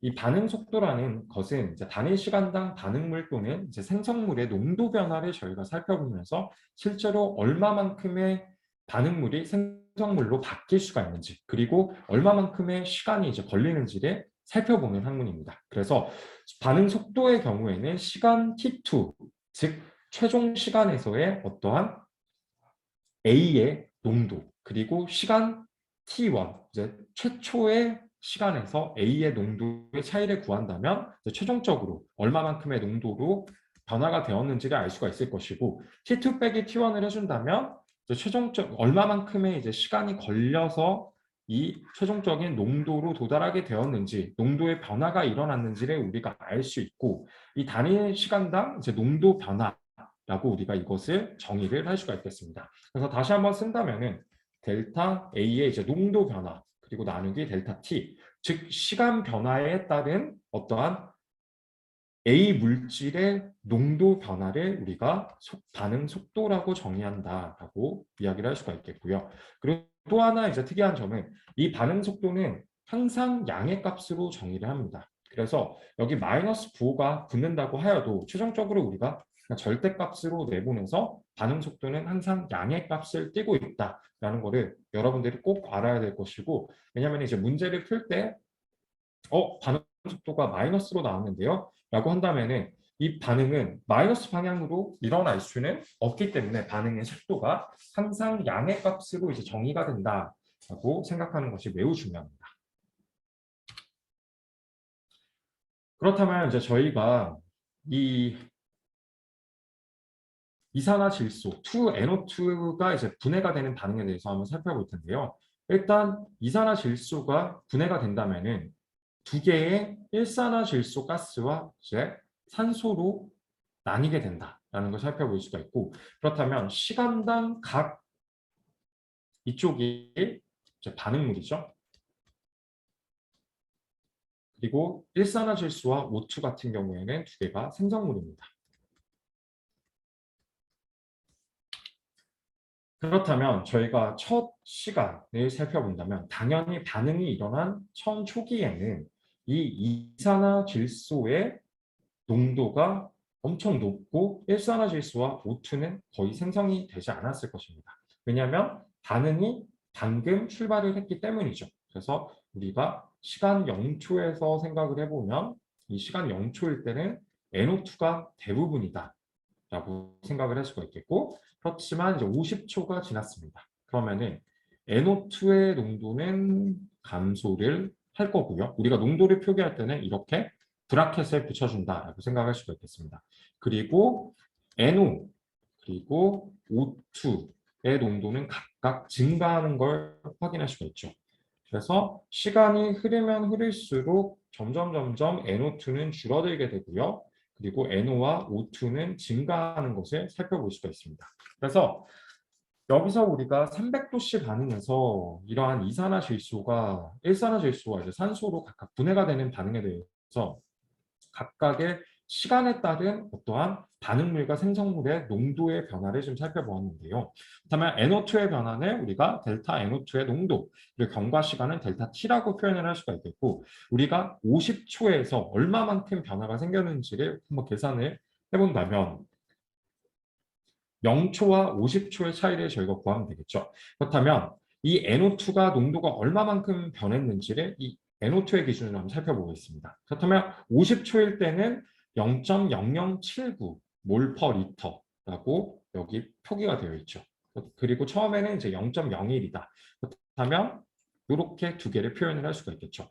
그래서 T2에서 NO2의 농도, 그리고 T1에서의 NO2의 농도를 각각 표기를 해줬고, 그다음 시간 차이는 T2는 50초, 그리고 빼기 T1은 0초이기 때문에 밑에는 그대로 50세컨드를 좀 붙여놨습니다. 그리고 최종적으로 계산을 해본다면 마이너스 4.2 곱하기 10의 마이너스 5승 몰 퍼 리터 세컨드가 나왔지만 여기서는 이제 마이너스 9가 나왔죠. 왜냐하면 NO2는 초기가 농도가 가장 높고 그리고 점점 감소를 하기 때문에 결론적으로 0.0079에서 0.01을 빼게 된다면 당연히 마이너스 5가 나올 수밖에 없습니다. 하지만 우리가 앞에서 확인하였듯이 어떤 반응 속도들은 절대값으로 혹은 양으로 표현을 해야 되기 때문에 이 반응 속도는 4.2 곱하기 10의 마이너스 5승 몰 퍼 리터 세컨드가 나온다라고 생각을 할 수가 있겠습니다. 그리고 이번에는 저희가 이제 반응 속도 중에서 순간적인 속도에 대해서 한번 살펴볼 텐데요. T100초에서의 어떠한 반응 속도를 한번 살펴보겠습니다. 그리고 이제 마찬가지로 이것도 NO2의 농도를 살펴보는 것이다 라고 생각을 할 수가 있겠죠. 그렇다면 우리가 100초라고 한다면은 지금 여기 X에서 이 부분에서 이 순간적인 반응 속도가 어떻게 되는가에 대해서 우리가 구해야 되는데, 여기서 우리가 반응 속도를 구한다면 이것은 그 점에서의 곡선 접선의 기울기로부터 계산을 할 수가 있습니다. 무슨 말인고 하니 150초와 50초를 살펴본다면 이 지점과 그리고 이 지점이죠. 그렇다면 이거를 우리가 곡선의 접선을 만든다면 직선이 나올 것입니다. 그래서 여기 밑에 직선이 이렇게 나와 있는 걸 확인할 수가 있죠. 그리고 이 두 개의 차이를 구한다면 이 100초에서의 딱 반응 속도를 우리가 확인을 할 수가 있습니다. 그래서 어떻게 구하는가라고 한다면 접선의 기울기를 구하는 것은 매우 쉽죠. y의 변화 그리고 나누기 x의 변화를 해주면 됩니다. 그렇다면 우리가 y의 변화를 한번 살펴본다면은 우리가 50초에서의 어떠한 NO2의 농도는 0.0075이다. 0.0075보다 조금 더 높겠네요. 저희가 앞에서 표를 가져왔고요. 50초에서는 0.0079이다. 그리고 150초를 가면은 0.0055이다 라는 걸 확인할 수가 있죠. 그렇다면 우리가 T2가 지금 150초 그리고 T1이 50초가 되게 되는 것이다 라고 생각을 할 수가 있겠고, 그렇다면 0.0055 그리고 빼기 0.0079로 우리가 요 위에를 표기를 할 수가 있겠습니다. 그렇다면 델타 t를 살펴본다면요. 델타 t는 뭐 너무나 뻔하게 150 빼기 이제 50을 해주면 되겠죠. 그렇다면 쭉 우리가 구했을 때 이 위쪽은 마이너스 0.0024 몰 퍼 리터가 나오고 밑에는 150 빼기 50을 하면 100초가 나옵니다. 그렇다면 여기는 또 마이너스가 나왔지만 우리가 절대값으로 해주거나 앞에 마이너스 9호를 붙여서 양의 값으로 바꿔준다면 최종적으로 2.4 곱하기 10의 마이너스 5승 몰 퍼 리터 세컨드가 나온다라는 걸 확인을 할 수가 있습니다. 그래서 우리가 순간적인 이제 NO2의 어떠한 농도, 아까 앞에서 봤던 2NO2가 300도씨에서 2NO 그리고 플러스 이제 O2로 바뀌는 이러한 반응을 우리가 살펴보았을 때 각각 포인트, 즉 0에서 이제 50, 50에서 100, 100에서 150으로 이제 바뀔 때에 어떠한 순간적인 반응 속도들에 대해서 기록을 해놓았습니다. 그렇다면 지금 살펴본다면 시간이 커지면 커질수록 즉 처음 0에서 이제 50초보다 200에서 250으로 이제 바뀔 때 순간적인 접선에서의 반응 속도를 살펴본다면 더 작아진 걸 확인할 수가 있죠. 그리고 실제로 그래프를 살펴보았을 때도 곡선의 기울기가 점점 완만해지는 것을 확인할 수가 있습니다. 그 이유는 점점 이 반응이 처음에는 이제 빠르다가 천천히 시간이 경과되면 경과될수록 어떠한 평형에 이르게 되면서 점점 반응 속도가 이제 감소가 되는 것이라고 생각을 할 수가 있겠고, 이러한 현상은 이제 NO와 O2에서도 마찬가지로 살펴볼 수 있는데요. 이러한 것들은 이제 생성물이죠. 생성물의 경우가 조금 더 뚜렷하게 보입니다. 처음에는 급격하게 많이 생성이 되다가 시간이 지남에 따라서 점차 느려지는 반응이고, O2도 마찬가지로 처음에는 빠르게 생성되다가 점점 기울기가 평형에 이르게 된다라는 걸 확인할 수가 있고, 이를 통해서 어떠한 반응은 시간이 지나가면 지나갈수록 평형 상태에 이르려고 하고, 그렇게 됨으로써 점점 반응의 속도가 느려지게 된다라고 저희가 생각을 할 수가 있겠습니다.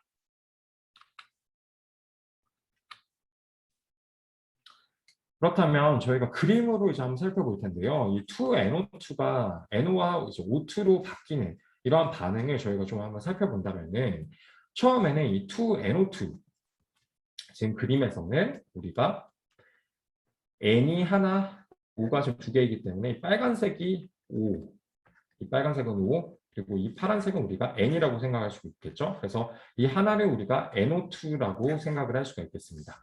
그렇다면 시간이 이제 쭉 흘러가서 반응이 이제 계속 발생한다라고 생각을 해보았을 때 2NO와 그리고 O2로 바뀌게 됩니다. 그렇다면 여기 살펴보았을 때 N과 지금 O가 뭉쳐져 있는 이 두 개짜리가 이제 NO이고 얘는 O2가 되었다라고 생각을 할 수가 있겠죠.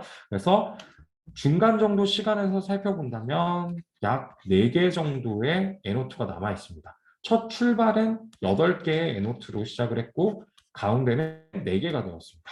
그리고 마지막 시간이 이제 되어 본다면 NO2는 2개가 되어 있죠. 그렇다면 여기서 이제 저희가 살펴볼 수 있는 것은 이 처음에는 8개가 4개로 바뀌게 된다라는 것은 똑같은 시간을 놓고 봤을 때 NO2 4개가 NO 혹은 이제 O2로 전환이 되었다라고 생각을 할 수가 있을 텐데 시간이 흘러서 이 A와 B만큼 시간이 B와 C 사이에서도 흘렀는데 여기서는 2개, 추가적으로 2개의 NO2만 NO 혹은 O2로 바뀌었습니다. 이게 이제 무엇을 의미하냐면 반응이 일어나면 일어날수록 점점 반응의 속도가 느려지게 된다라는 것을 저희가 이제 확인할 수가 있고 그림을 통해서 실제로 어떻게 반응이 일어나고 NO2가 NO와 O2로 전환이 되는지를 살펴볼 수가 있었습니다. 그렇다면 이번에는 저희가 반응 속도에 대해서 조금 더 자세히 한번 살펴보도록 하겠습니다. 일단 이 반응 속도를 살펴보았을 때 우리가 지금 계속 배우고 있는 반응에 대해서 한번 살펴볼 텐데요. 두 개의 NO2가 두 개의 NO와 그리고 O2, 하나의 O2로 이제 각각 바뀌는 이 분해 반응에 대해서 한번 살펴보도록 하겠습니다. 그래서 일단 저희가 각각의 반응 속도들이 이제 어떻게 나오는지를 좀 살펴봐야 될 텐데요. 우리가 생각을 해본다면 두 개의 NO2가 두 개의 NO로 바뀌는 반응 속도와 그리고 한 개의 O2로 바뀌는 반응 속도를 직접적으로 비교를 해본다면 두 개의 NO2가 두 개의 NO가 되는 속도는 1하고 1로 동일하다라고 한다면은 두 개의 NO2가 O2로 바뀌었을 때의 속도는 두 개가 한 개가 되고 이 한 개가 2NO와 똑같이 두 개가 되려면은 우리가 곱하기 2를 해줘야 될 것입니다. 그렇다면 곱하기 2를 해줘야 된다는 건 반대로 말한다면 속도 자체는 2분의 1의 속도로 바뀌게 된다라는 거죠.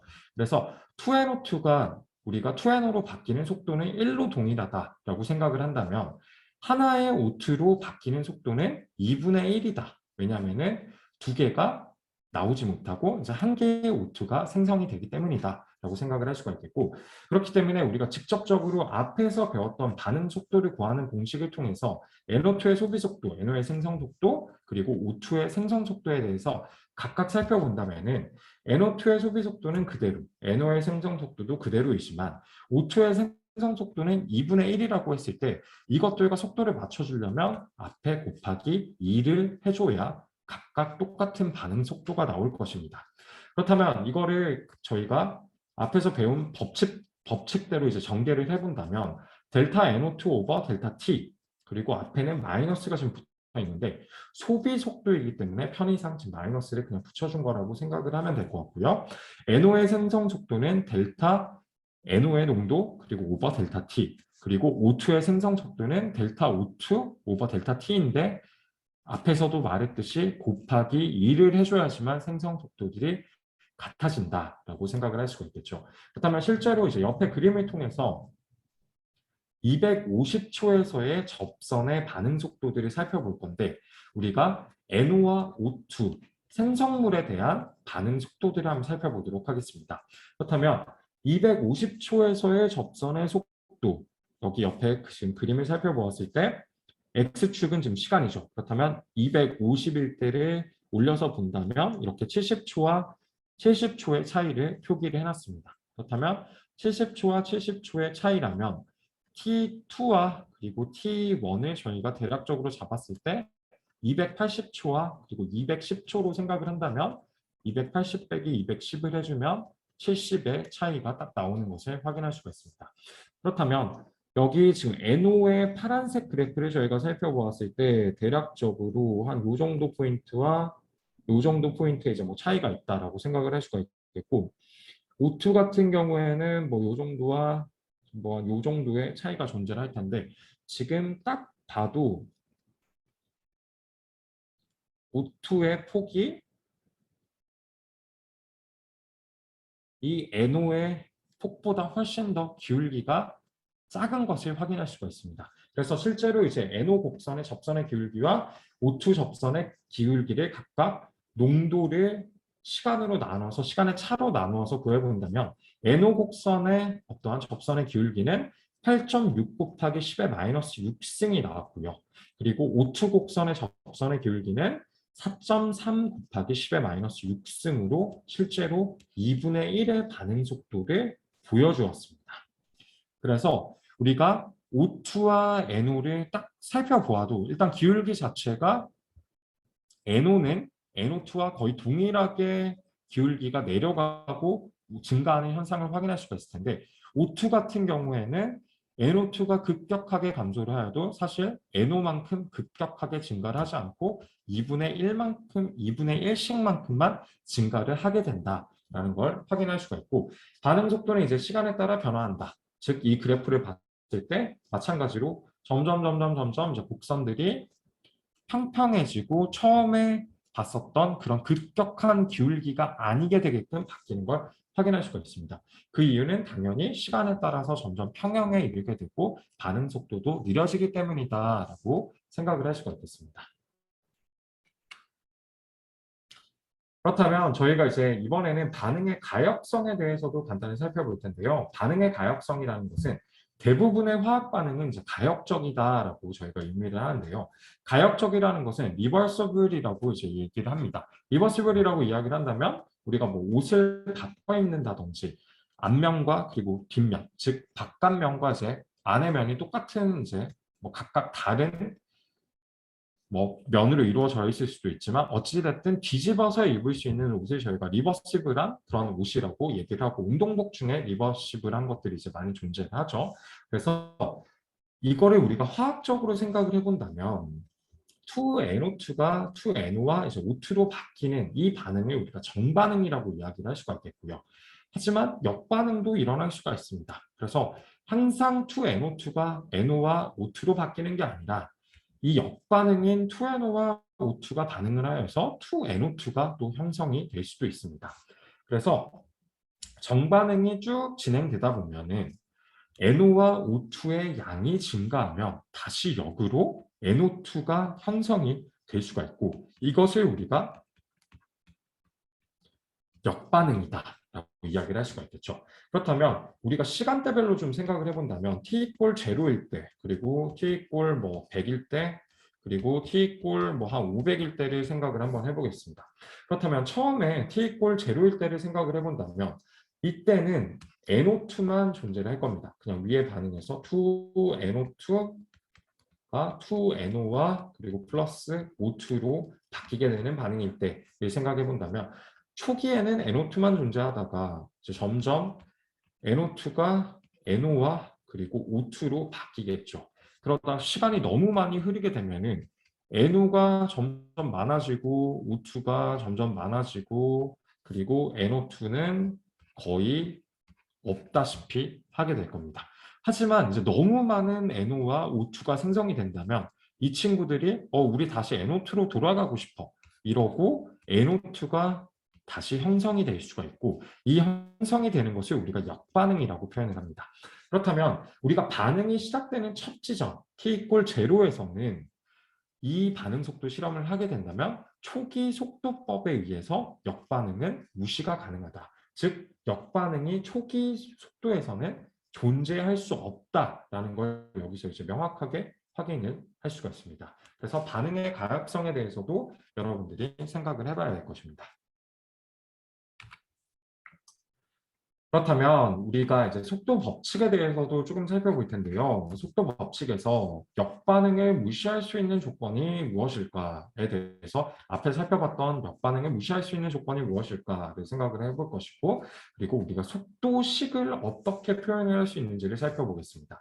그래서 2NO2가 2NO와 그리고 O2로 바뀌는 지금 지속해서 나오고 있는 이 반응, 이 반응의 속도를 저희가 표현을 할 텐데 이거를 표현하는 방법이 K 그리고 처음 반응물인 NO2 그리고 차수를 붙입니다. 그래서 K는 속도상수, N은 반응물의 차수이다. 그래서 이들은 모두 실험에 의해서만 결정되는 속도이고 우리가 이것들을 알 수가 있다면은 이렇게 속도를 표현을 할 수가 있습니다. 그래서 두 가지 중요한 포인트가 있는데요. 생성물의 농도가 반응 속도식에 나타나지 않는다. 그렇기 때문에 이 우리가 속도 표기법은 역반응을 무시할 수 있는 그런 조건에서 사용이 된다.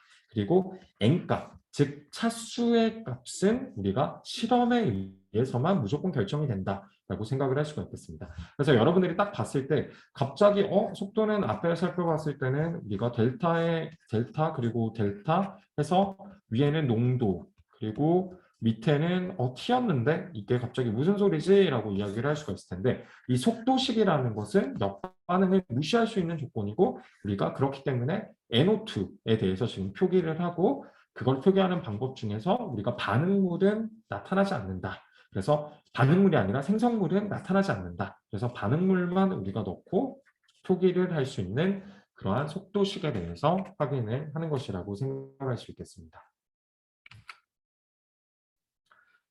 그렇다면 조금 더 이제 확인해봐서 2NO2와 2NO2로 이제 바뀌는 계속해서 지금 보니까 이제 굉장히 반가운 생각이 드는데요.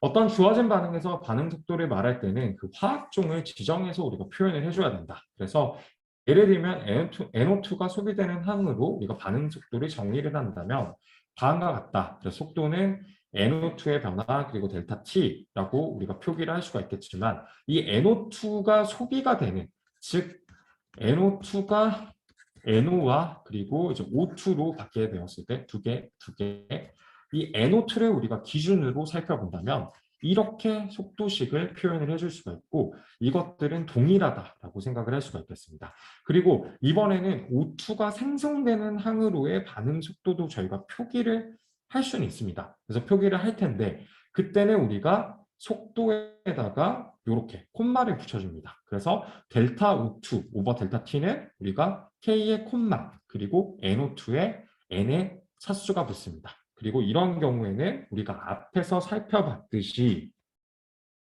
O2 같은 경우에는 2분의 1의 속도를 가지고 있기 때문에 실제로는 곱하기 2를 해줘야지만 된다. 그리고 이 속도 콤마는 O2가 생성이 되는 속도이다 라고 저희가 생각을 할 수가 있겠는데 이 K와 그리고 K 콤마 이 차이가 하나는 NO2가 소비되는 속도 그리고 이거는 O2가 생성되는 속도이다 라고 표현을 할 수가 있겠고 여기서 2를 곱해주면 된다. 그리고 이 생성되는 속도도 O2로 우리가 표기를 O2의 속도를 살펴보는 것이지만 우리가 NO2가 소비되는 속도를 기준으로 다 맞춰서 표현을 하게 된다라고 생각을 한다면 이 2NO2는 아까도 말했듯이 1의 속도, 2NO도 1의 속도, 그리고 O2는 2분의 1의 속도이기 때문에 이 NO2 1의 기준의 속도를 우리가 표현을 한다면 O2가 생성이 되는 속도는 2분의 1이고 그리고 그걸 맞춰주기 위해서 우리가 NO2의 속도를 표현을 한다면 곱하기 2를 해주면 된다라는 뜻입니다. 그래서 결론적으로 K NO2의 차수 이꼴 2K 콤마 그리고 NO2의 농도 차수와 동일하다라고 생각을 할 수가 있겠고 이 NO2의 농도와 차수는 각각 동일하기 때문에 지워질 수 있겠죠. 다만 K 이꼴 K 프라임 곱하기 2만 남게 된다라고 생각을 할 수가 있겠습니다. 그래서 이것이 NO2의 생성 속도와 그리고 NO2의 소비 속도와 O2의 생성 속도를 표현을 하는 방식인데 여기서 중요한 것은 우리가 NO2를 기준으로 속도식을 다 표현을 해줄 수가 있다라는 점으로 여러분들이 생각을 하면 될 것 같습니다. 그리고 이제 속도식의 종류에 대해서도 살펴볼 텐데요. 속도식은 이제 몇 가지 속도식이 있습니다. 근데 그 중에서 저희가 미분 속도식과 그리고 적분 속도식에 대해서 살펴볼 것입니다. 근데 미분 속도식 같은 경우에는 반응 속도가 농도에 어떻게 의존하는가를 살펴보는 식이라고 생각을 할 수가 있겠고요. 그래서 반응 속도 이꼴 F의 농도, 즉 농도의 함수를 살펴보는 것이다. 그리고 속도 이꼴 마이너스의 델타의 NO2 오버 델타 T라고 한다면 이거를 우리가 K 곱하기 NO2의 N의 차수라고 표현할 수가 있겠고 적분 속도식은 미분 속도식과의 이제 궁극적인 차이는 농도가 시간에 어떻게 의존하는가를 살펴보는 것입니다. 그래서 농도 이꼴 어떠한 시간의 함수이다라고 생각을 할 수가 있겠죠. 그래서 미분 속도식은 농도에 의존하는 농도의 함수이고 그리고 적분 속도식은 시간에 의존하는 시간의 함수이다라고 생각을 할 수가 있겠습니다. 그래서 두 종류의 우리가 속도식에 대해서 살펴볼 것이다 라는 걸 확인할 수가 있고요. 네, 그렇다면 저희가 조금 더 자세히 속도 법칙에 대해서 요약을 한번 살펴볼 텐데요. 속도 법칙에는 앞에서도 제가 이제 두 가지 유형이 있었다고 했었죠. 그래서 미분 속도 법칙과 그리고 적분이 존재하는데 미분 속도 법칙은 흔히 간단하게 저희가 그냥 속도 법칙이라고 줄여서도 말하기도 합니다. 그래서 반응 속도가 농도에 어떻게 의존하는가를 나타내는 것이 이제 미분 속도 법칙의 핵심이고 적분 속도 법칙의 경우에는 반응에서의 화학종의 농도가 시간에 어떻게 의존하는지를 나타낸다라는 걸 확인할 수가 있습니다. 그리고 이러한 속도 법칙에서 대부분의 경우는 역반응을 무시할 수 있는 조건에서의 반응만을 고려하므로 속도 법칙은 반응물의 농도만을 포함하게 된다. 그래서 우리가 앞에서 살펴보았을 때도 이제 NO2가 NO와 그리고 이제 O2가 되는 반응 그리고 두 개씩이 붙어 있죠.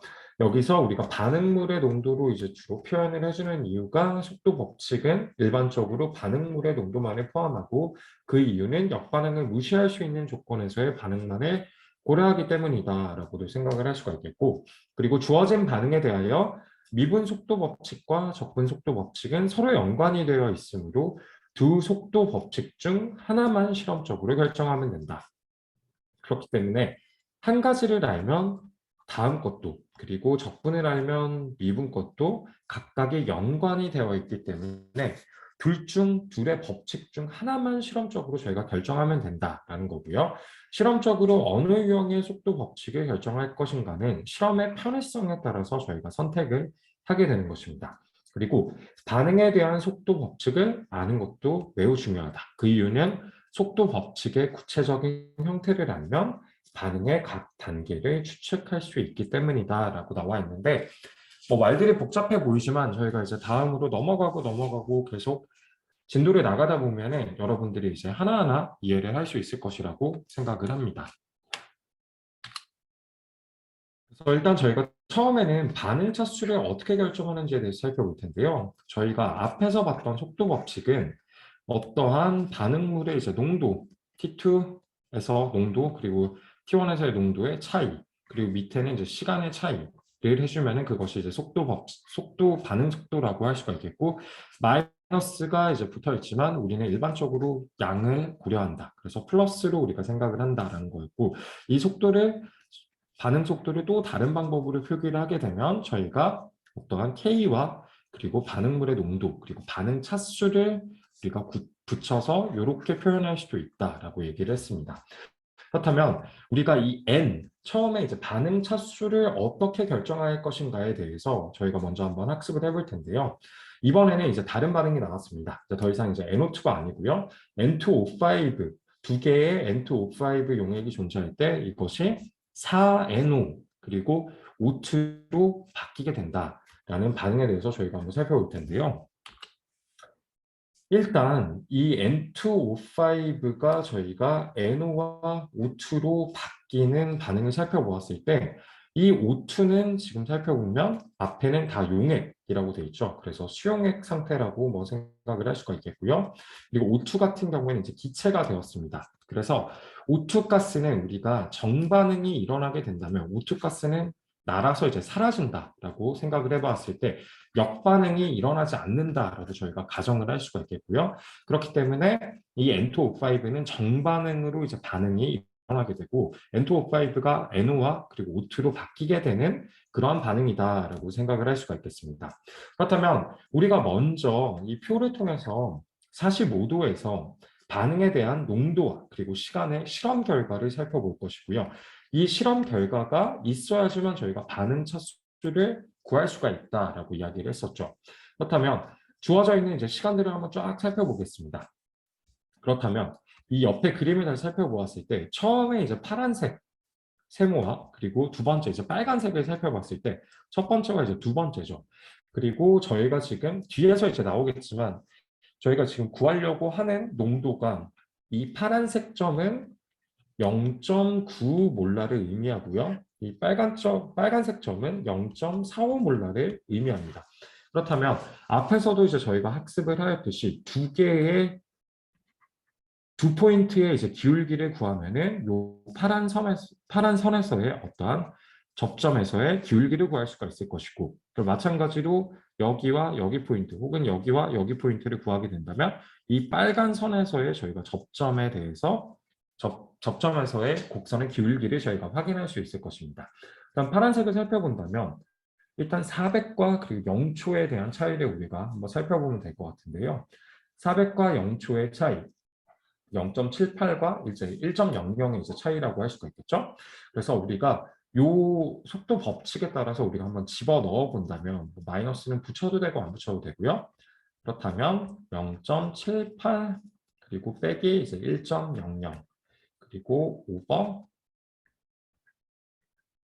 400 빼기 0이라고 할 수가 있겠죠. 그렇다면 결론적으로 0.22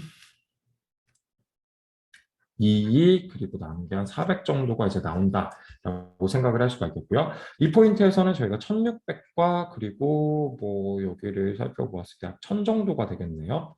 그래서 1600과 1000의 차이를 저희가 한번 살펴본다면 0.38 빼기 0.54 그리고 남은 게 이제 한 600 정도로 우리가 표현을 할 수가 있겠네요. 그렇다면 요거를 이제 계산을 해본다면 1, 2, 그리고 마이너스 0.16, 그리고 나누기 600 정도라고 할 수가 있겠죠. 그렇다면 딱 봐도 지금 우리가 첫 번째 포인트에서 훨씬 더 숫자가 두 번째 포인트에서의 숫자보다 훨씬 크다라는 걸 확인할 수가 있죠. 그래서 실제로 살펴보았을 때 처음 반응이 시작됐을 때의 속도가 지금 약 5.4 곱하기 10의 마이너스 4승 몰 퍼 리터 세컨드가 나오고요. 두 번째 지점에서의 우리가 살펴보았을 때는 2.7 곱하기 10의 마이너스 4승 몰 퍼 리터 세컨드가 나온다라는 걸 확인할 수가 있습니다. 그렇다면 이 두 가지를 구했을 때 우리가 어떻게 반응 차수를 구할 수가 있는지 다음 장에서 한번 연결을 해보도록 하겠습니다. 그렇다면 반응 차수의 결정은 우리가 이제 앞에서 속도를 구했었습니다. 그래서 0.9 몰인 지점의 포인트에서의 반응 속도와 그리고 0.45 몰인 지점에서의 반응 속도에 대해서 각각 두 개를 구했고요. 딱 살펴보았을 때 5.4 곱하기 10의 마이너스 4승을 우리가 나누기 2 해준다면 그것이 이제 2.7 곱하기 10의 마이너스 4승이 나온다라는 걸 확인할 수가 있죠. 그리고 농도 쪽에서도 살펴보았을 때 0.9를 우리가 절반으로 나누어 주게 되면 0.45 몰랄이 나온다라는 걸 확인할 수가 있습니다. 그래서 농도가 절반이 되었을 때 속도도 똑같이 절반이 된다. 그리고 농도와 속도는 이러한 1대1 관계 속에서 어떠한 농도는 속도에 비례되게 된다라는 관계가 지금 존재하는 걸 확인할 수가 있고요. 농도와 속도가 똑같이 1대1로 이제 감소하는 것을 우리가 확인했기 때문에 이런 경우는 우리가 차수를 1로 표기를 합니다. 그렇다면 우리가 속도 법칙을 표현하는 방법이 이제 두 가지였죠. 그래서 델타 방식으로 표현하는 방식이 있었고 하나 더는 우리가 반응물의 농도를 넣고 그리고 앞에 상수와 그리고 뒤에 차수를 붙이는 방법이 있었는데 여기서 우리가 차수를 붙이게 된다면은 n에 1을 집어넣게 됩니다. 그다음 1승이라면 우리가 빼고 표현을 할 수가 있겠죠. 그래서 k 곱하기 N2O5의 농도가 반응 속도이다라고 표현을 할 수가 있겠고 따라서 이 반응은 N2O5에 대한 1차 반응이다. 왜냐하면 차수가 n 이꼴 1이기 때문에 1차 반응이다라고 저희가 표현을 할 수가 있을 것입니다. 그리고 저희가 만약에 n 이꼴 2가 발생하였다면 이 반응은 2차 반응이다. N2O5에 대한 2차 반응이다라고 또 표현할 수가 있을 텐데 이거는 저희가 이제 넘어가면서 2차 반응에 대해서도 살펴볼 것입니다. 그리고 여기서 이제 또 한 가지 알 수 있는 점은 우리가 이 반응 속도에서 우리가 차수를 구했는데 이 차수 이꼴 1이었죠. 근데 이 1과 이 반응 개수 2와는 아무 상관이 없습니다. 그래서 반응 차수가 균형 반응식에서의 어떤 개수와 같지 않음을 꼭 알아야 될 것 같고요. 혹시나 이게 헷갈릴 수도 있지만 여러분들이 크게 헷갈리지는 않을 거라고 생각을 하겠습니다. 그리고 반응물의 두 가지 농도에서의 반응 순간 속도에서 우리가 반응 차수를 결정할 수가 있다.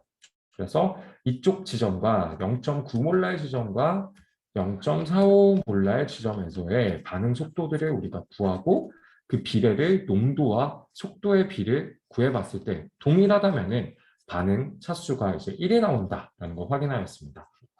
그렇다면 이번 강의는 이제 저희가 속도 법칙에 대해서 저희가 지금 반응 차수까지 살펴보았기 때문에 여기서 저희가 강의를 이제 마치도록 하고요. 차주에는 이제 반응 차수 외에 저희가 2차 반응에 대해서도 살펴볼 것이고, 그리고 이제 미분 속도 법칙이 끝나고 나면 적분 속도 법칙, 그리고 미분과 적분 속도 법칙 사이에 어떠한 관계성이 존재하는지에 대해서도 다음 강의를 통해서 살펴보도록 하겠습니다. 이번 강의는 여기까지 하고 마치도록 하겠습니다.